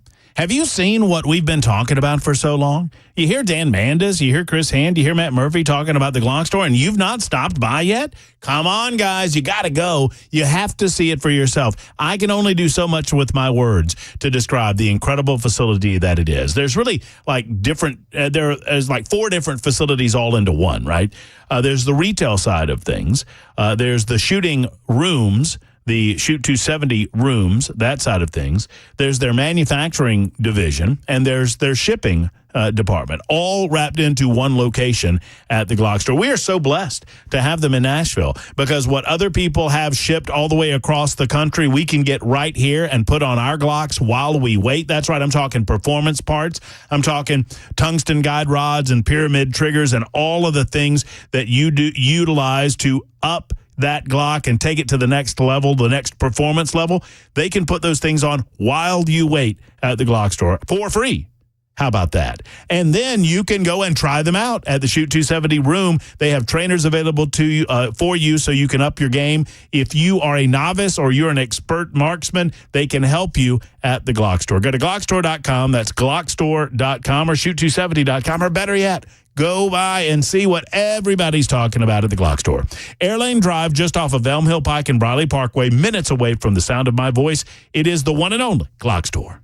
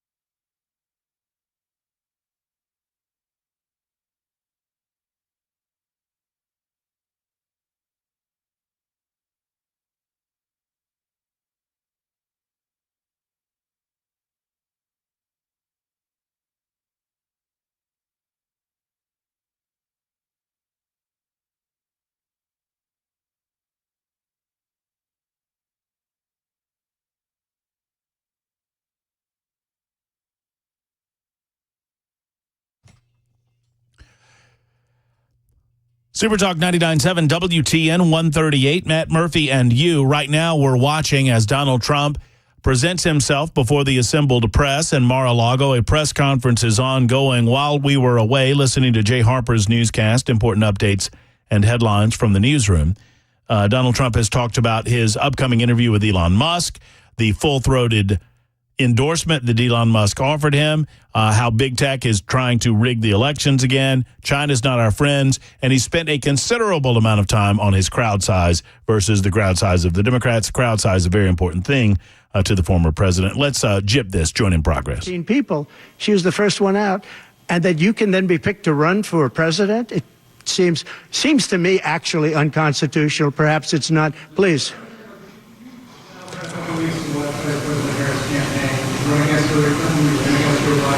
Are there any ways you see her as more challenging than those other two? So I've run against Hillary, and I've run against various other people. I would say that in terms of intelligence, Hillary was far superior. I would say that. Hillary was smart. She was her own worst enemy in many ways, but she was smart, very smart. Okay? If you asked me to compare them. Please.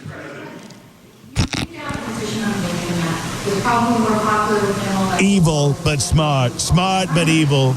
But smart. Evil. Crooked. Smart.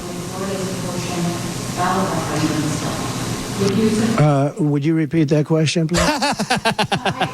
Do you have to speak up? It's a hard room because it's very big, if you know.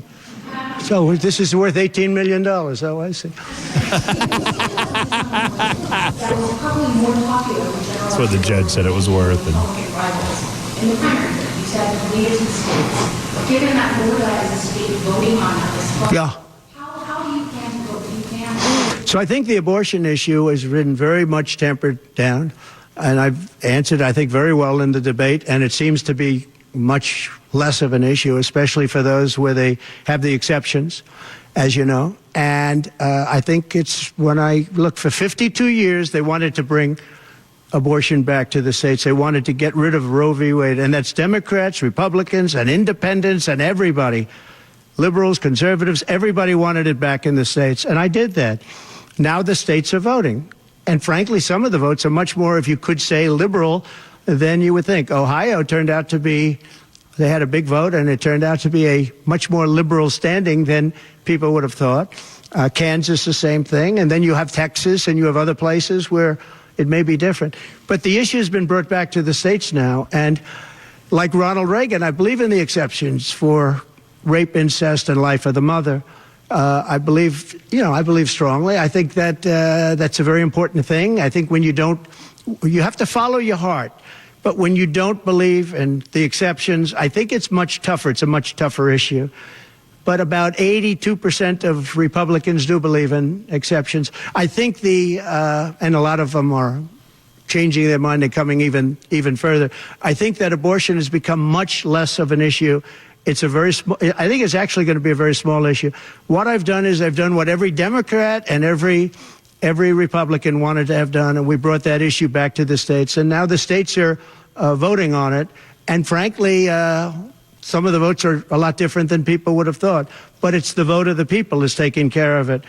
And, you know, when you think about the radical, the Democrats are really the radical ones in this because they're allowed to do abortion on the 8th and 9th month and even after birth. If you look at your new governor from Minnesota, he's like the governor previous, the former governor. I don't want to get him mixed up because Glenn is doing a good job and he's leading our whole campaign in Virginia, Glenn Youngkin. But previous to Glenn, the governor, he said the baby will be born, we will put the baby aside, and we will decide with the mother what we're going to do. In other words, whether or not we're going to kill the baby. The Minnesota gentleman, this guy agrees with that.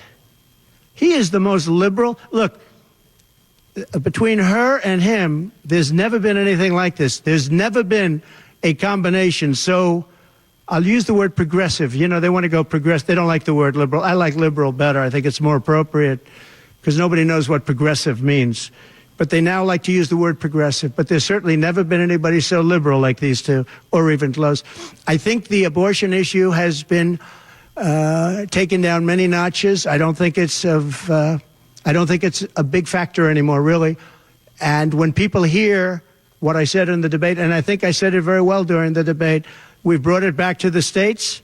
Everybody wanted it in the states. And very importantly, and you think about this, assuming you have exceptions. If you don't have exceptions, it's a more difficult thing. At the same time, there are people that strongly feel that way, and you have to follow your heart, and you should follow your heart. But that issue is very much subdued. Yeah, thank you. I want to ask you about the assassination attempt. About who? About the assassination attempt. Yes. Did the fact that somebody used an AR-15 gun at all change your impression of people's access to that weapon? No, I didn't.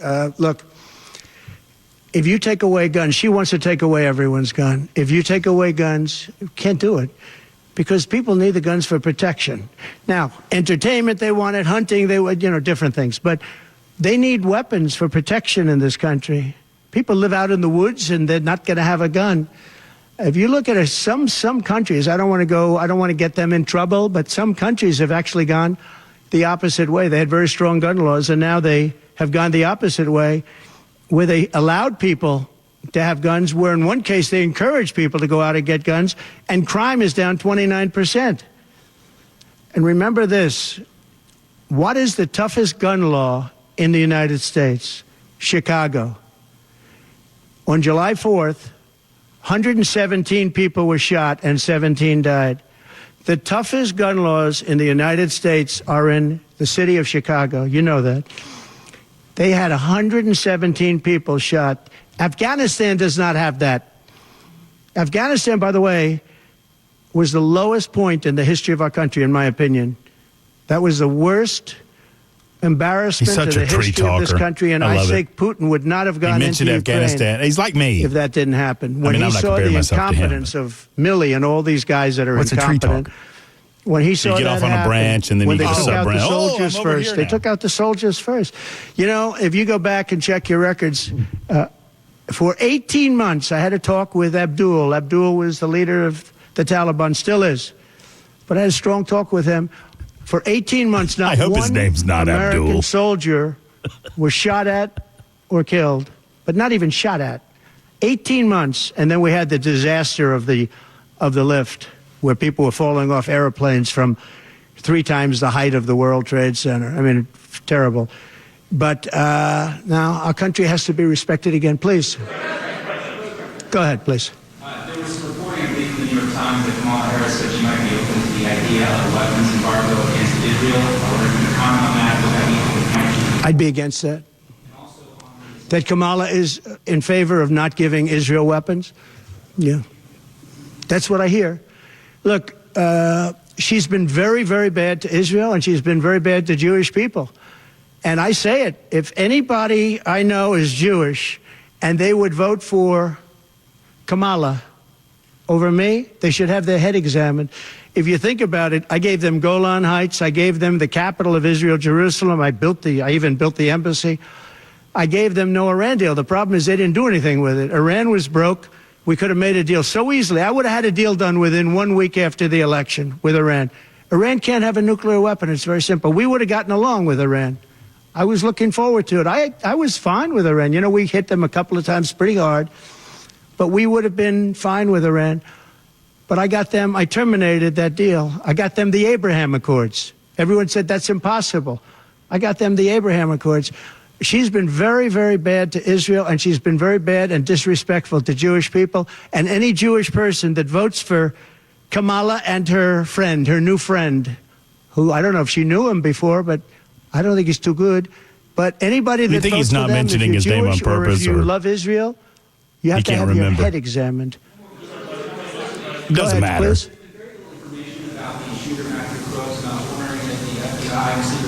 Is CNN still on this story? The FBI came to see me about the They're shooting. still on it? Good for them. I think they've done a very good job. I don't say that very often. And I think they did a very good job with respect to this other lunatic that they have in custody. You're listening to a live press conference from Donald Trump, Mar-a-Lago, on the Matt Murphy Show on Super Talk 99.7 WTN. I normally don't do things this long, but I think it's very important that we illustrate his willingness to take questions versus Kamala Harris's unwillingness to answer any questions before the assembled press. And I think that's part of why he's doing this today. Very well. In fact, I went down in a helicopter with him. We thought maybe this is the end. We were in a helicopter going to a certain location together, and there was an emergency landing. This was not a pleasant landing, and Willie was he was a little concerned. So I know him pretty well. I mean, I haven't seen him in years, but he told me terrible things about her. But this is what you're telling me anyway, I guess. But he had a big part in what happened with Kamala. But he I don't know, maybe he's changed his tune, but he was not a fan of hers very much at that point. Just a question. Do you believe Vice President Harris would certify your election victory if you win? Yeah, I do.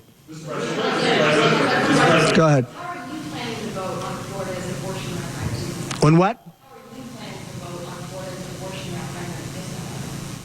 referendum? Well, I'm going to announce that. I'm going to actually have a press conference on that at some point in the near future, so I don't want to tell you now.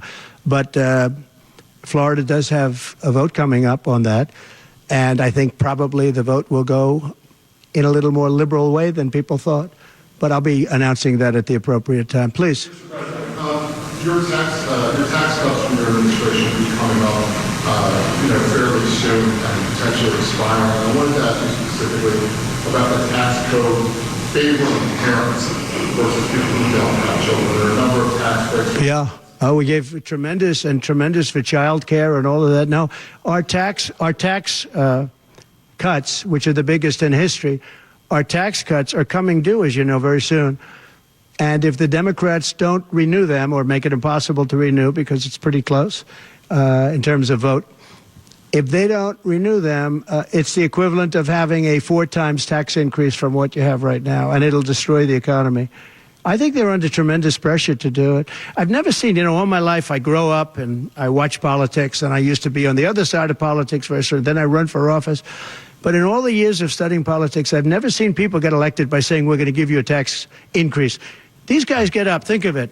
We're going to give you no security. We're going to give you a weak military. We're going to give you no walls, no borders, no anything. All these things they're doing. I mean, the transgender became such a big thing. But they do all of these things, but they always say, we're going to give you a tax increase. I never heard anybody campaign on a tax increase. A politician has always said, I will cut taxes. I'll give you one example, Social Security. They're going to destroy Social Security. I am going to leave Social Security. I'm not raising the years. I'm not raising the age. I will be saving Social Security, and I'm going to work it out that there's no tax on Social Security for seniors. I'm also doing no tax on tips. No tax on tips. So waiters, waitresses, caddies, that Social Security thing's big cars, too. People that get tips who have been harassed by this government, we're going to have no tax on tips. That's a big thing. Do you believe that the imprisonment of Steve Bannon was politically motivated? Yeah. Oh, absolutely. Sure. Because other people have done far bigger things than Steve Bannon. Sure, it's politically motivated. I think it's a horrible thing they did. Look, they've weaponized government against me. Look at the Florida case. It was a totally weaponized case. All of these cases, by the way, the New York cases are totally controlled out of the Department of Justice. They sent their top person to the various places. They went to the AG's office, got that one going. Then he went to the DA's office, got that one going, ran through it. No, this is all politics, and it's a disgrace. Never happened in this country. It's very common that it happens, but not in our country. It happens in banana republics and third world countries, and that's what we're becoming. We have no borders. We have bad voting regulations. Anytime you have mail-in ballots, you're going to have problems. France learned that lesson. France had all mail-in voting, and they went back to paper ballots, voter identification, voter ID. They went back to a normal system, one-day voting. They don't want to be around, voting for 64 days. And look, the election, I keep talking about November 5th, but the election really starts on September 6th. That's when it starts because it's early voting. We should have one-day voting. We should have paper ballots. We should have voter ID, and we should have proof of citizenship. Please. No, the gentleman in back. President, do you support continuation in tax credit for EVs? For who? For electric vehicles, do you support continuation? You're going to have to talk louder, sir.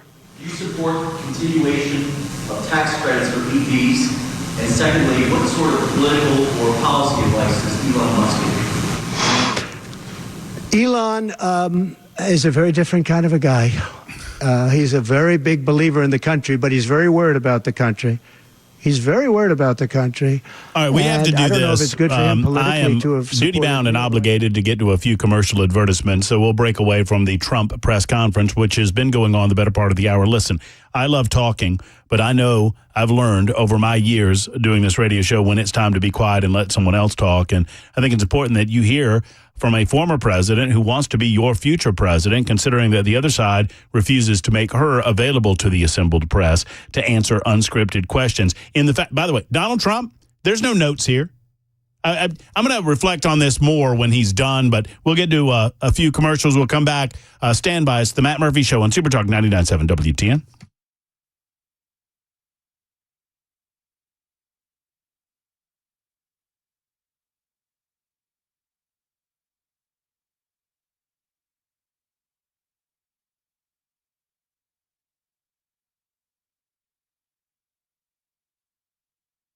Hello, friends. It's Matt Murphy, and allow me a moment to spend with you talking to you about your body. I understand it's a personal subject. I also understand that your body matters, right? You need to make sure you understand what's going on under the hood. And by the time you feel it, it is oftentimes way late in the process. In other words, a lot of times things are happening within your body that you don't feel that you need to know about.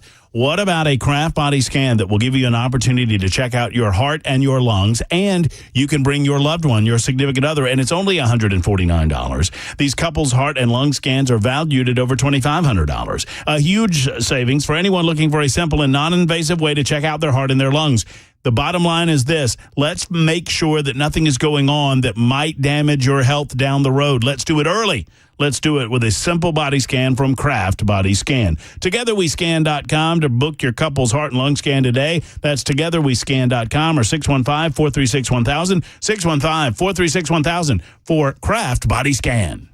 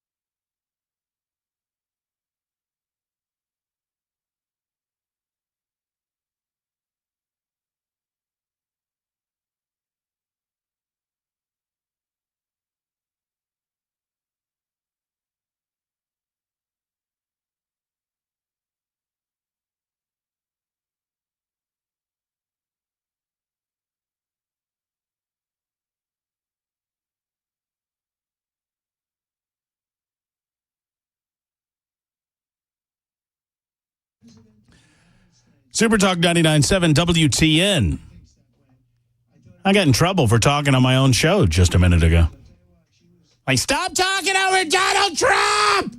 Why are you talking over Donald Trump? I'm giving you Donald Trump. And we will continue to give you. The press conference is ongoing. We'll continue that in just a moment. Right now, I'm going to give you a little Jay Harper in the newsroom on Super Talk 99.7 WTN. Stand by for that.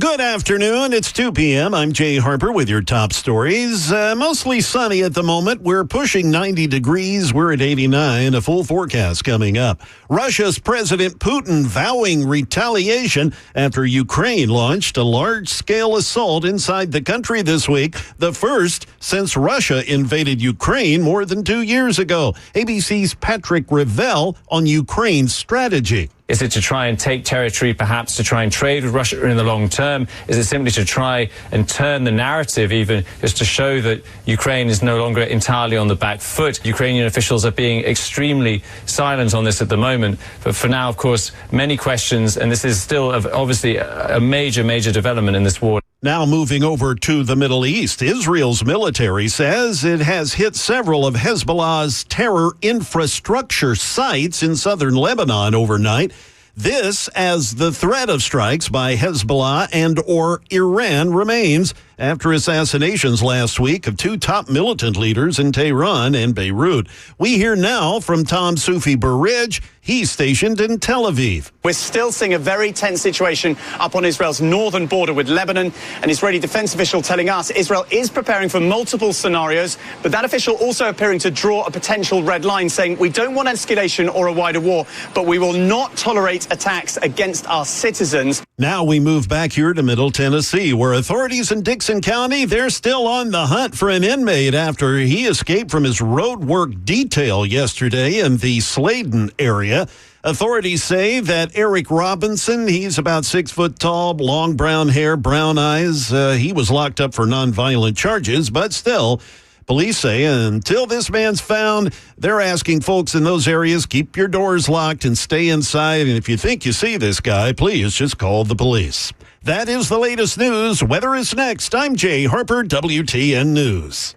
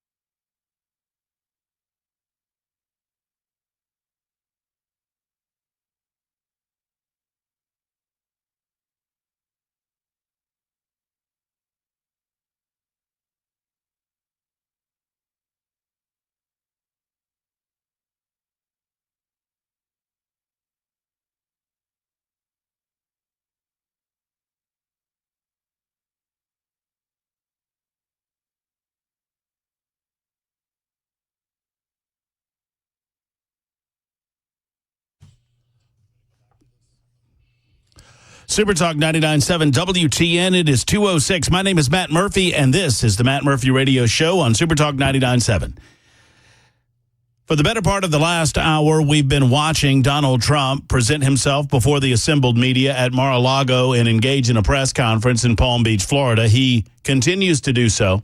3 o'clock his time, or just after 2 o'clock Middle Tennessee time. I am going back to that press conference because I find it fascinating. I apologize. We are, duty bound to take several breaks during the hour to present to you commercial advertisements. The reason that radio is free for you is because we have these wonderful sponsors and we want to present them to you.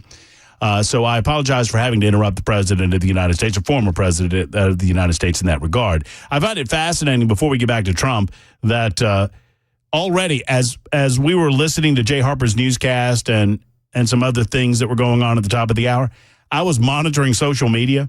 Liberals are criticizing Donald Trump's press conference. As a matter of fact, Kamala Harris's political campaign is criticizing Donald Trump's press conference. The same people that have refused to have a press conference. If you refuse to have a press conference, you don't get to criticize those that do.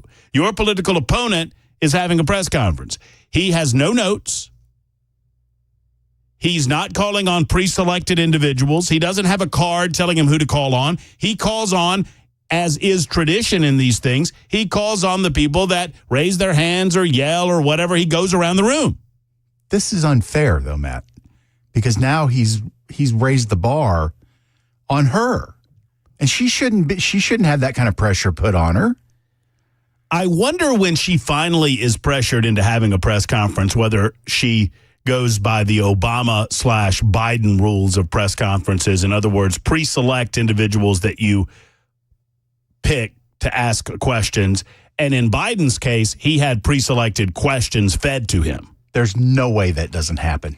There's no way. I agree with you. They can't trust her to not go out there and just start cackling when she doesn't have an answer. I agree with you. Meantime, Donald Trump has spent more than an hour at the podium today, and we'll join that back in progress as we continue from Mar-a-Lago, Palm Beach, Florida, and the Trump presser. Go. Campaigns of Democrats, Republicans, and some were liberal and some were conservative, but you'll have to ask her about that. But to me, it doesn't matter. But to her, from her standpoint, I think it's very disrespectful to both, really. Whether it's Indian or black, I think it's very disrespectful to both. To me, it doesn't matter. I bring it up. Red dress. Assassination. Is your ear fully recovered? Is there a scar? Do you have any hearing damage from that? Pretty much recovered, yeah. I'm a fast healer. It's a hell of a shot, but I'm a fast healer. Yeah, pretty much recovered. Do you have hearing damage from it? No, it didn't hit that. I got very lucky. It just hit the lobe, as they call it. Is there a scar on your ear? Yeah, a little bit, not much. On top. On immigration, a little bit. An immigration question. You've been running on the idea of mass deportation. You say the biggest in American history is basically what you want. When Senator Vance has been asked about that, he's sort of suggested that really you only need to go after people who've been convicted of crimes. Well, we're starting. So what are you really talking about here? How will you pay for it? Do you think you can pass something like that through Congress? Tell him that you'll get Mexico to pay for it. I'm sorry, I'm not supposed to interrupt. Country, because we have no choice. It's not sustainable. And we are going to start with violent criminals, and we're going to start then with criminals. And our local police is going to work with us because they know everything about the people. They know their names. They know everything about them. They know their middle name. They know their numbers. And as you know, the other side is trying. Look, for years I wondered, why are they allowing these people to come in at levels like this? It was incredible. And I said 2 reasons. They're either really stupid, and I don't believe they're stupid, because anybody that can cheat in elections like they cheat is not. Or, in the alternative, they have bad motives or they hate our country. And I used to think they hate our country, but lately I've seen where they're trying to sign these people up to vote. And they have to stop. They cannot let illegal immigrants vote in this upcoming election. All right, one more question. Mr. President. Winding down the Trump press conference on Super Talk 99.7 WTN. Regarding Social Security taxes for seniors, Right. we've talked about a while. Experts say that the policy could increase the deficit by $1.6 trillion. So how would it work in your view? We have so many ways of making money in this country. We're not going to affect our Social Security. We're not changing it. And I proved that over 4 years. And we're going to do it. It's very unfair to people. They spend their life and they're great citizens and they pay in. We're not going to charge tax to the Social Security, the seniors. We're not going to do it. We're not going to charge. And also tax. I say the two things. We're going to have no tax on seniors, Social Security, and we're going to have no tax on tips. Very simple. And we are a country that has so many different ways to make money. We have under our feet more liquid gold, I call it oil, and gas, than any country in the world, much more than Saudi Arabia, much more than Russia.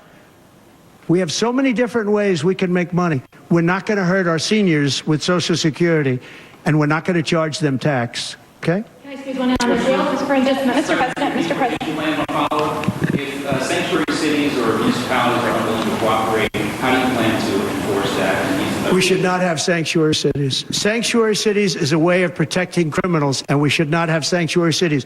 And if you go to California, and I know it well, I have property out there, great property. If you go to California and you ask the people of California, do they like the idea of sanctuary cities? They don't like it. They're tired of it. They're tired of crime. They're tired of what's happened to our country. Our country's become a crime-ridden mess, and we're going to stop it on November 5th. Thank you very much, everybody. All right, there he is, Donald Trump. He's leaving the podium as we speak in Mar-a-Lago, spoke for well over an hour to the assembled press, gave an opening remark of about 10 minutes or so, maybe a little more than that, opened up for questions and answered any number of questions and allowed the press the opportunity to ask him anything on their minds. They asked him everything from crowd size to tax policy to immigration policy and everything in between. And Donald Trump was there ready to answer every single one of them. I should note, for those of you listening on radio, and I tried to be as quiet as I could, I felt like I did okay. You did okay, but I got to say, he was just so much more wordy during his press conference than Kamala was. You felt like she was kind of more structured, more cogent, more to the point, maybe? No. He was just more wordy than she was. Okay, sure. Well, I mean, he certainly said more words than no words. Yes, exactly. All right. So the funniest aspect of this is in real time as Donald Trump spends the better part of an hour speaking to individuals assembled and doing so in a way, right? So Donald Trump had no notes that I saw. He had no note cards indicating who he was going to call on next or whatever. It was very much in the spirit of go back and listen or watch some of the older press conferences in American history involving, for example, Ronald Reagan. Great examples. You don't even have to go back that far. You can go to Clinton. You can go to Trump too, but yeah, I mean, even Clinton. But starting with Reagan and Sam Donaldson, I mean, when I first became aware of politics in America, there was Sam Donaldson. Mr. President, one more question, please. Mr. President, please. Okay, Sam, all right. And even Bill Clinton. You're right. To note that Bill Clinton was engaged in, by comparison, a free-for-all during his political press conference or during his press conferences as president of the United States and as a campaigner. Donald Trump stepped to the podium, had a few remarks, made a few remarks, opened it up for questions, and went around the room. And everyone had an opportunity. You will never see Kamala Harris open herself up to these types of questions in this same fashion. I find it fascinating that Camp Harris came out while the press conference was going on and said, a feeble Trump holds a press conference to lie and yell about his noticeably smaller rally crowd sizes. For some reason, Kamala Harris and their team, they think they have a winning argument that they can compare their crowd size to Trump's crowd size and that will bother him in some fashion. Obviously, Donald Trump does worry a little bit more than I would have him worry about crowd size, but Donald Trump gets more people watching him on a regular basis in person during these rallies than Kamala Harris ever has. She's had one good rally with one good crowd in Philadelphia, Pennsylvania, as she was announcing Tim Walz as her choice for vice president. Probably many of the assembled people in Pennsylvania were hoping for a Josh Shapiro, but, too Jewish. You know how that goes. So Camp Harris, while the press conference was going on, decided to begin criticizing Donald Trump's press conference while they actively refused to have a press conference. No matter how much you hate these people, it's not enough. No matter how much they think you're dumb, it's not enough. They think you're dumber than you can possibly imagine that they think. Your thoughts on the presser from Donald Trump, 615-737-9986. Couple of takeaways. Obviously, he has committed to deporting those who have come into our country recently during the Biden presidency. He's also talked about building and securing the southern border with the wall that he started that was dismantled by the Biden administration, the Biden-Harris administration, I should note. He's also talked about the liquid gold under our feet and getting us back to firm footing with regard to our energy policy. He referred to Kamala Harris, and I don't know that he ever referred to the running mate. I don't know if he has not decided to commit that to memory. Maybe it's that Donald Trump hasn't come up with a good nickname. That's what it is. I bet you money. For Walz yet? You think he wants to call him Tampon Tim, but then someone saying, man, maybe not enough? He wants his own nickname. He's trying to come up with something that he can tag him with that'll stick. Well, and Donald Trump has no need to, and a number of you are noting this, on crowd size, Donald Trump has no need to use influencers like Megan Thee Stallion and anybody else to affect the numbers of people that are coming out to see him. I don't care anything about this subject. I really don't. The only crowd size I need to see is at the polling place on voting day. Donald Trump did mention that he wanted legal ID to vote and he wanted voting to happen one day and one day only. My concept and my idea has been, I've well stated it for, 10 years now. Have 72 hours of voting starting on a Saturday and ending on starting on Saturday and ending on a Monday. So you go through Saturday, Sunday, Monday voting. Now, some people will have concerns about voting on Sunday, and I understand those concerns. My point is this. Stop this month-long process and limit it to 72 hours. That gives individuals ample opportunity to figure out a time off where they can vote, and you go and you vote over that 72-hour opportunity, and you're done with it. And it limits the ability to cheat.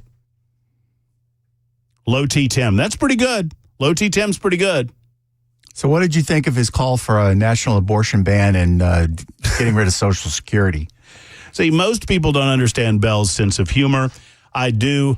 And sadly, I have to repair this for you. I don't know if you know this or not, but regularly I'm repairing. Yes, no, he did not call for a national abortion ban. He did not. What was the other thing you lied about? Social Security. He didn't call for a ban. Not only did he not call for it, he explicitly said he would not do either. So he was asked about abortion, and as Bell notes, he specifically reiterated his stated position, his longtime stated position on the issue. And by the way, Donald Trump, this isn't an easy position for him to take, in that a lot of conservatives hate it. A lot of conservatives want, and I wouldn't say a majority, but many conservatives want to see the consideration of a national abortion ban based on their feelings about when life begins and the rights of the individual unborn. And I understand that position. I disagree with it, but I understand that position. Donald Trump, like Matt Murphy, we have argued that this is a matter left to these states individually in the 50 separate state experiments, and it is now up to these states. And as he has said repeatedly on the campaign trail, he is comfortable with it being there and there alone. And he understands that some states are going to vote more liberally than you might imagine. Some are going to be more conservative. But he has long stated his position is a belief in exceptions for the life of the mother, rape, and or incest, which is, by most standards, a fairly reasonable conservative or pro-life position. But for many within his own political party, he doesn't do himself any favors in making that pronouncement, but he has said so repeatedly, and repeatedly the Harris campaign has lied, and repeatedly the mainstream media lies about his position on the issue because they believe that is the only way to drive a wedge between Harris and Trump, or to make inroads.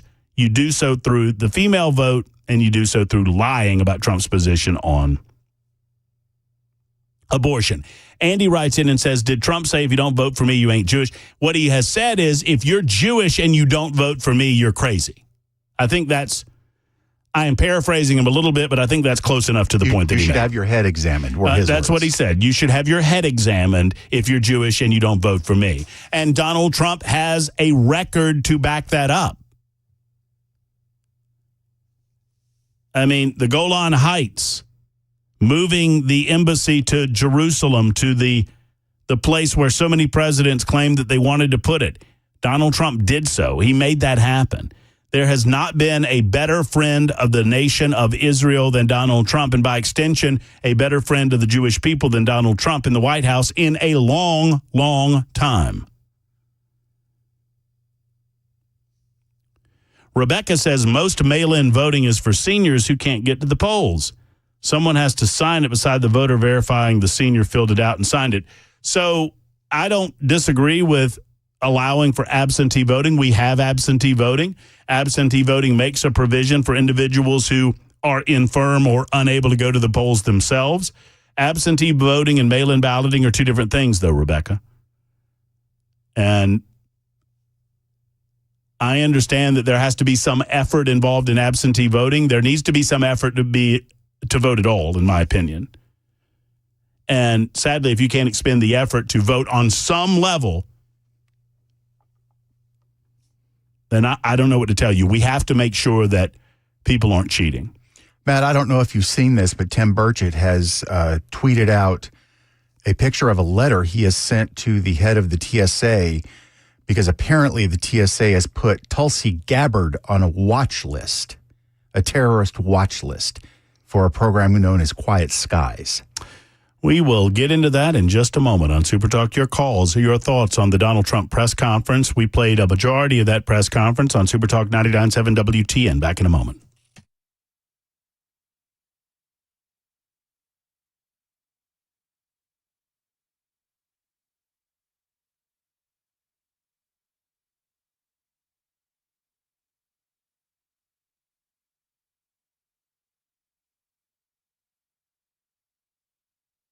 Hey, friends, it's Matt Murphy, and allow me a moment or two to talk to you about your health care coverage. I understand that it's a complex subject, and it makes my head hurt to think about it, but it doesn't hurt nearly as much as it used to because I've got a guy on my side, my health plan concierge. His name is Pat Davis, and it's Your Health Plan Man and yourhealthplanman.com. Do you currently have COBRA, or do you have an expensive plan through your work and you're frustrated because you don't get the services that you think you deserve and you're paying more than you think you need? Did you know that there are conservative plans available that don't cover abortion and a lot of other things that are required under Obamacare? You heard it right. If you're 60 years old, why in the world would you pay for maternity coverage that you're never going to need or use? If you're tired of paying for years on dental insurance only to have a small percentage of coverage for major things, what about calling Pat Davis and finding out if he can get you better coverage for less, maximums of $1,000, $1,500, $2,000 a year? There's a better alternative that can pay 100% of all of the cost with no gimmicks. Ask when you go to yourhealthplanman.com. That's yourhealthplanman.com, or call Pat Davis and his team today. They'll treat you better. That's the bottom line. 855-4PLAN-MAN, 855-475-2662 for yourhealthplanman.com.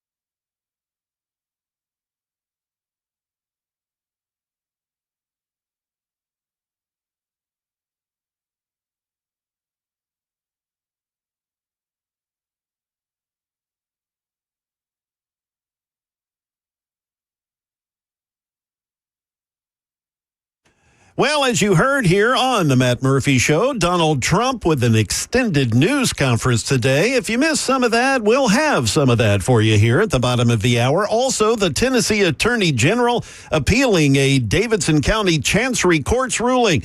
We'll have those stories at 2:30 on Super Talk 99.7 WTN. Thank you much, Mr. Jay Harper, diagnosing and absorbing the over-hour press conference by Donald Trump. Kamala Harris's team criticizing Trump on a number of fronts. First and foremost, you can criticize when you hold your own press conference. Then we can compare press conferences. You know, the length of press conferences, the robustness, the girth. However you want to do it, we can do it that way. But let's have one. The only extemporaneous remarks that we've heard from Kamala Harris happened on a tarmac while she was standing beside a discombobulated and, frankly, absent Joe Biden as they were preparing to welcome individuals home in a prisoner swap that the Biden administration managed to cobble together with foreign nations. And it was 30 seconds of gobbledygook. Typically, when Kamala Harris is speaking extemporaneously, it's gobbledygook.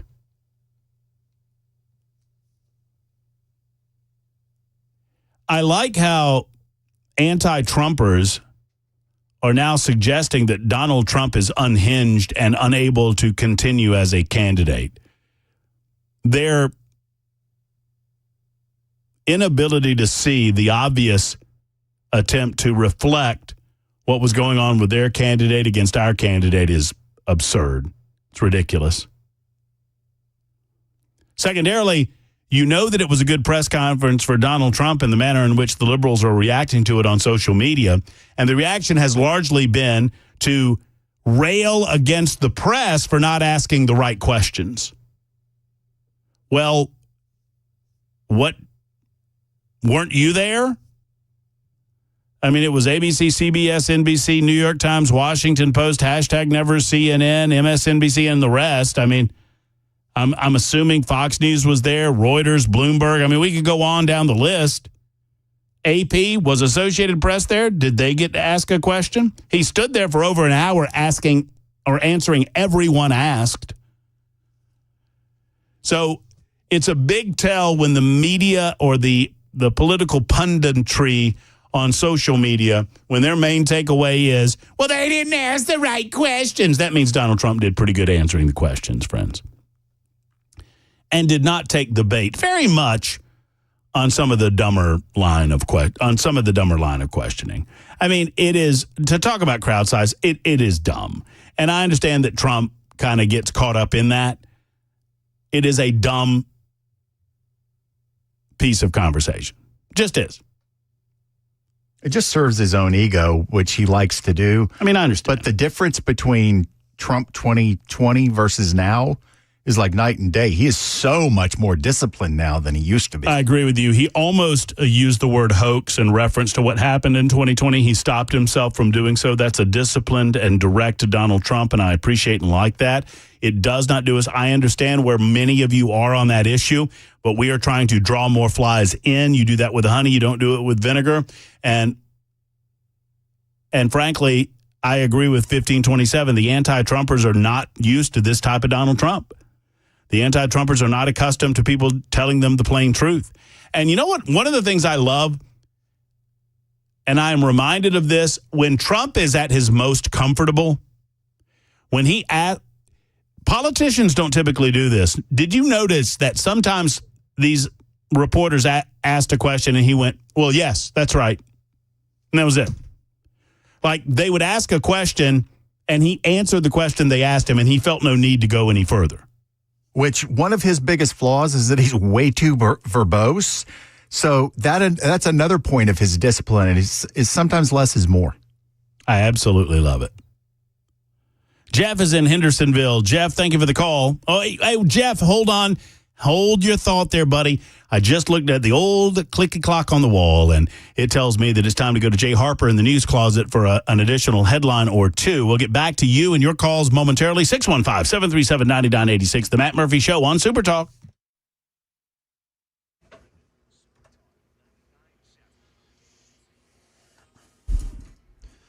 Good afternoon. It's 2:32. I'm Jay Harper with your top stories. We're looking at a mostly sunny sky. We're at 89 degrees, a full forecast coming up.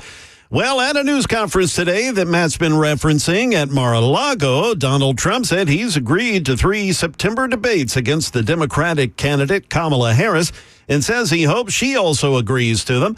The former president appearing to ignore the January 6th Capitol what the press is calling insurrection when asked about worries that there won't be a peaceful transfer of power if he loses in November. Of course there'll be a peaceful transfer, and there was last time, and there'll be a peaceful transfer. I just hope we're going to have honest elections, that's all. Back here locally, News 2 reports the Office of Tennessee Attorney General Jonathan Scrimetti will appeal the Davidson County Chancery Court's ruling on the law that would have reduced the size of the Metro Council. Sources say the AG filed a notice of appeal with the Tennessee Court of Appeals.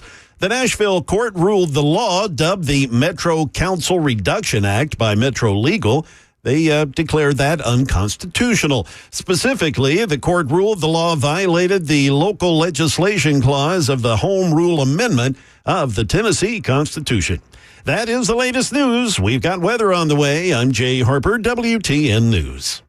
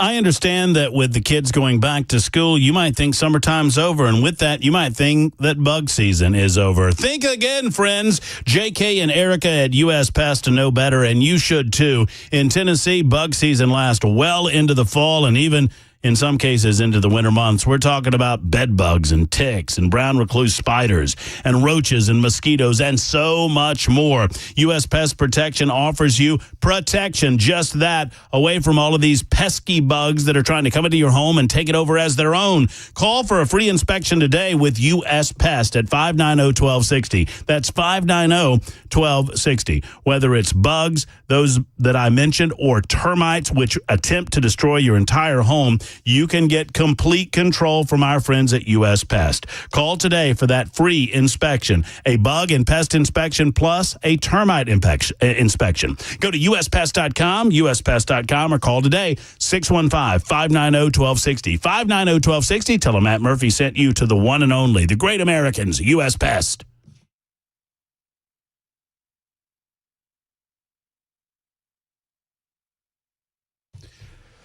Super Talk 99.7 WTN. So we heard the better part, or a large portion, absent a few commercials that we had to throw in.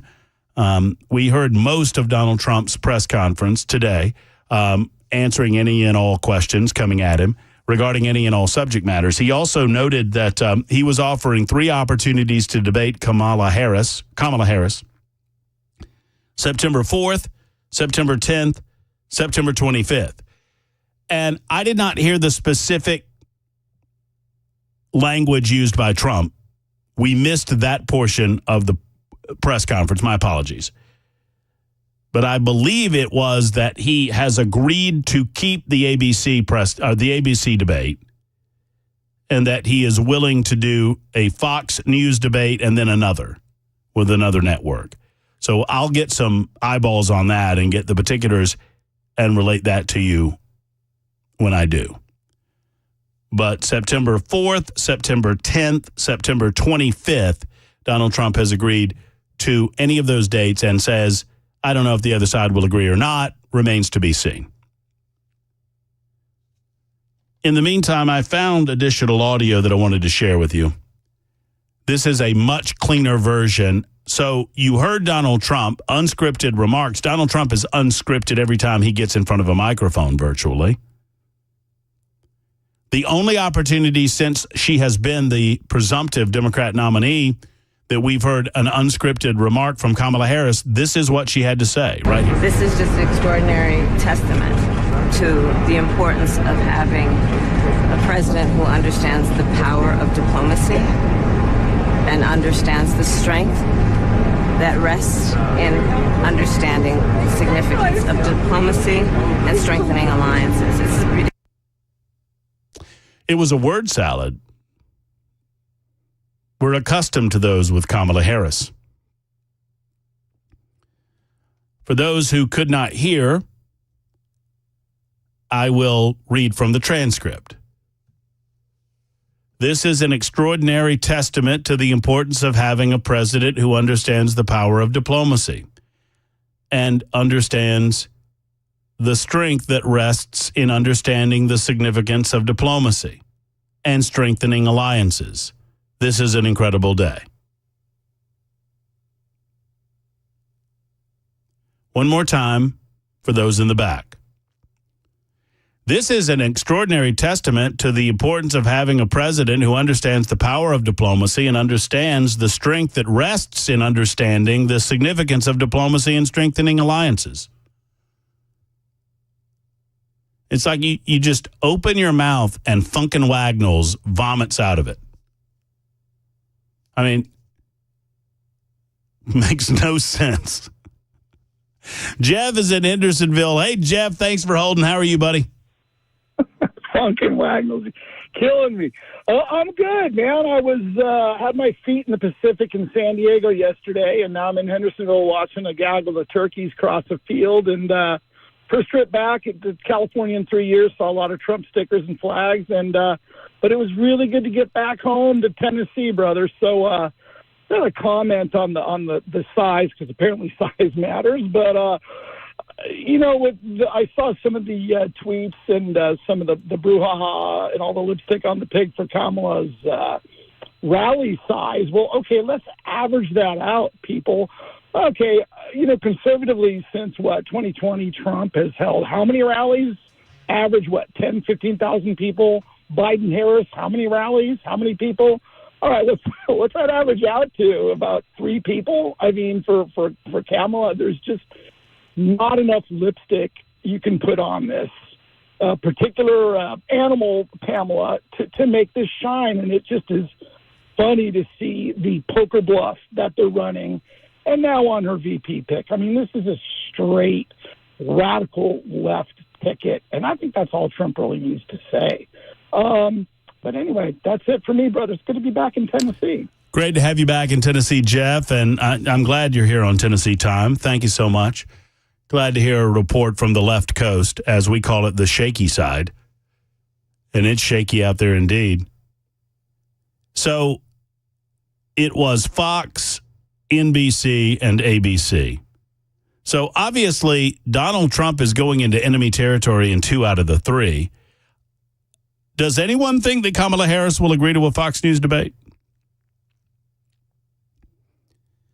ABC is apparently reporting that both Camp Harris and Camp Trump have agreed to their debate. Donald Trump is angling for a studio audience. Donald Trump wants a couple of parameters changed based on what he had to agree to get Joe Biden to agree to a debate versus what Kamala Harris is willing to do. But apparently ABC News is reporting that their debate has been nailed down. And I want to say that was on the 10th. I believe that Donald Trump has recommended the Fox News debate for the 4th, and I suppose the September 25th debate would be NBC. Now, 2 of those 3 venues, and Fox News has been back and forth on Donald Trump over the years, but Fox is going to be more fair-minded, one would suppose, to both of the candidates involved. ABC, NBC, maybe not so much. I'm on record as saying that as much as I am disgusted by #NeverCNN, and you guys know me, #NeverCNN, CNN is a garbage network full of garbage people spewing garbage. I will watch CNN so you don't have to. Please don't watch this nonsense. But even saying all that, I thought that Tapper and what's her name, Dana, did a fair job of staying out of the way. And you see what happens when media commentators stay out of the way and allow Democrats to be Democrats. Now, I don't presume that ABC or NBC will have any desire to stay out of the way in the same fashion that CNN did, because it destroys their hand-selected candidates when they do so, when they're not there to back them up. Hello, Candy Crowley. Remember Candy Crowley? Yes. She was the big lady, right? Yeah, I could not stand. I disliked Mitt Romney so much, and I held my nose, and I voted for that guy, man. I didn't vote for John McCain, and I took it on the short hairs, not voting for John McCain, although I lived in Alabama, and it did not affect the election in one bit. I couldn't vote for John McCain over Barack Obama. I could not vote, and it was not based, obviously, on his military service, but clearly based on his performance as a United States Senator from Arizona. All of that to say, 4 years later, man, here I am, and there's Mitt Romney. Can't stand Mitt Romney. Mitt Romney just represents everything about establishment Republicanism that I did not like at the time. But I said, okay, I'll do this. If we think we can win this thing, I'll get behind the guy. And there he is, putting his dog on the top of the car from years ago. And they pulled out all of the bad stories about the guy. But Mitt Romney, as much as I didn't like him, was 100% right.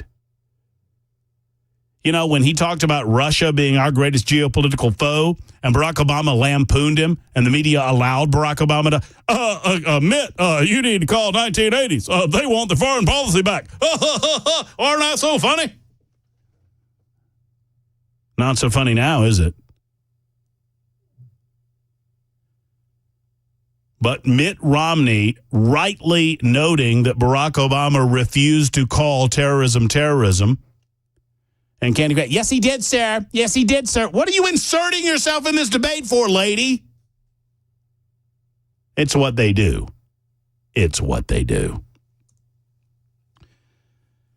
In the meantime, before we go, a side note story that I want to bring up because I am proud of an organization. Now, I don't have any affiliation with this organization. They don't, to my knowledge, sponsor Super Talk 99.7 WTN. So I guess I'm offering them a free plug, but I often drive by, I got the old camper. I had the old camper out of the Grand Old RV Resort, Convalescence Home, and Batmead Market for the better part of a year. And now the camper's over in storage. And I went by Camping World to see if I wanted to buy a camper. I eventually bought my camper from a different location out in Murfreesboro. Lazy Days, for those who are interested. And I got to tell you, I am excited about this story involving Camping World. Have you seen this out of California? So I have not. Let me give you a little, I don't know that we need to play the theme song, Bell. We don't really have the time to do so, but let me give you a little good news before we say hello to Brian Wilson and see what's going on the drive. So Camping World, any location that you go to around the good old United States of America, they have one of the biggest American flags flying above their facility that you'll ever see. You'll see two of them, as a matter of fact. If you're heading on Briley Parkway, going to or from, Opry Mills Mall and Grand Old Opry and the Opryland Hotel, Gaylord Opryland Hotel, they have two huge American flags right there on the right off the Parkway, right off 155. Well, a California RV dealership, Camping World, was told that they had to pull their flags down. They are located on Interstate 5 outside of Stockton, California, well known for their giant Old Glory flying over the grounds. But in April, a county community development director ordered, that is the San Joaquin, I guess it is. San Joaquin Valley. Yeah, San Joaquin County Community Development Director ordered that they take the flag down. County officials are saying that the issue is about public safety and not necessarily the American flag. Specifically, they said that they were worried about the flagpole's foundation and its proximity to property lines and the highway in case it fell over. So they're wanting this huge United States of America flag to be taken down over Camping World. And for a minute, Camping World was getting ready to comply. And as much as we talk about the woke nature of CEOs around the country, I want to note this. Marcus Lemonis, or Lemonis I'll go with, Lemonis, the CEO of Camping World, called his Camping World location. You know what he told him, Bell? Not to do it. Put the damn American flag back up where it belongs, and these people can go pound sand. God bless you, Marcus Lemonis, and God bless Camping World. He told his dealership this past Monday to raise the flag. If we felt like we were putting people in danger or causing any other issues with traffic, we would absolutely not be okay with this, but that's not what we're doing. We believe in this country, and they're flying Old Glory. God bless America, and God bless Camping World. Back in a moment with Brian Wilson.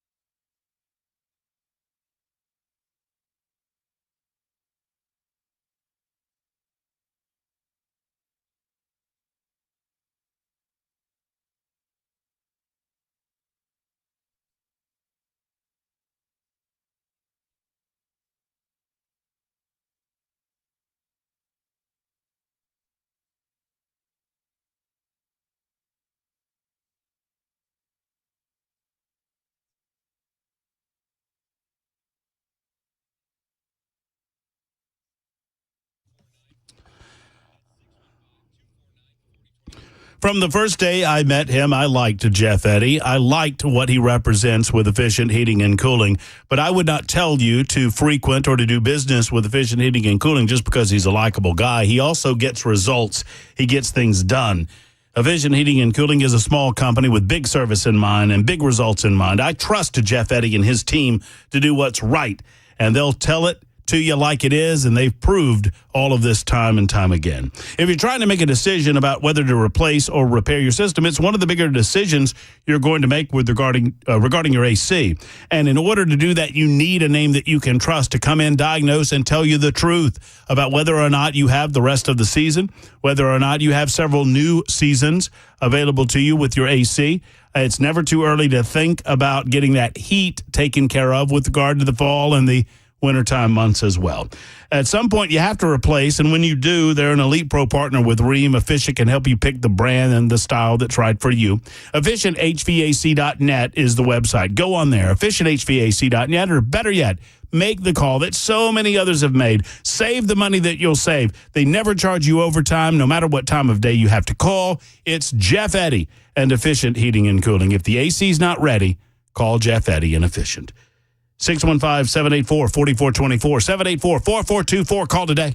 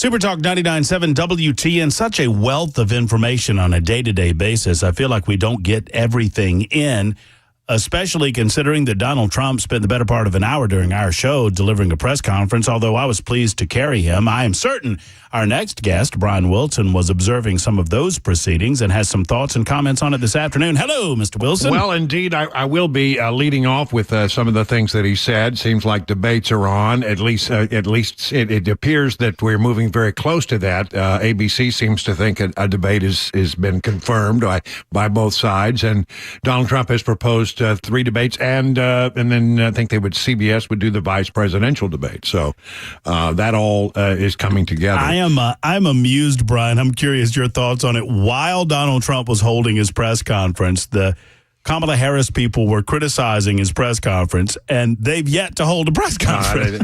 Exactly. I mean, they're going to ride that as long as they can because it's working for them. Not answering any questions is a good thing. But the thing that I think is important here, Matt, is that as we got to hold them accountable for the things that they've said in the past. And to that end, Chris Webber and I have been working overtime.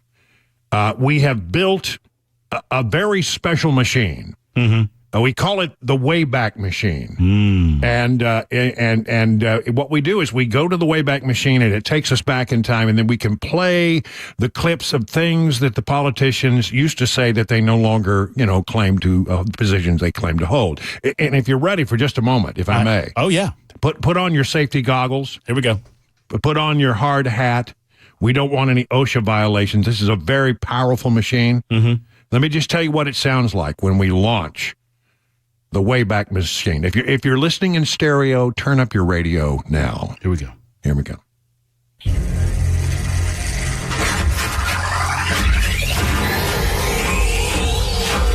We're going back in time.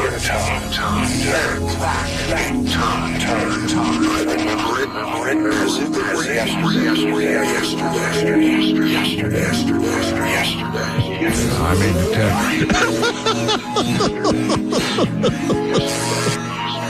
And now, we've got the machine loaded and ready to go, and now we can go forward and play, little sound bites of things that you said in the past. Okay, well, I can't wait. I mean, we're officially launching this today. Yes, you're the debut of the new and improved Wayback Machine. Well, it's the Wayback Machine and much, much more on the way with Brian Wilson and The Drive. Music in my ear tells me it's time to go to Jay Harper, and Jay Harper means it's time for Brian Wilson at 3 o'clock. We can't wait for the Wayback Machine and so much more.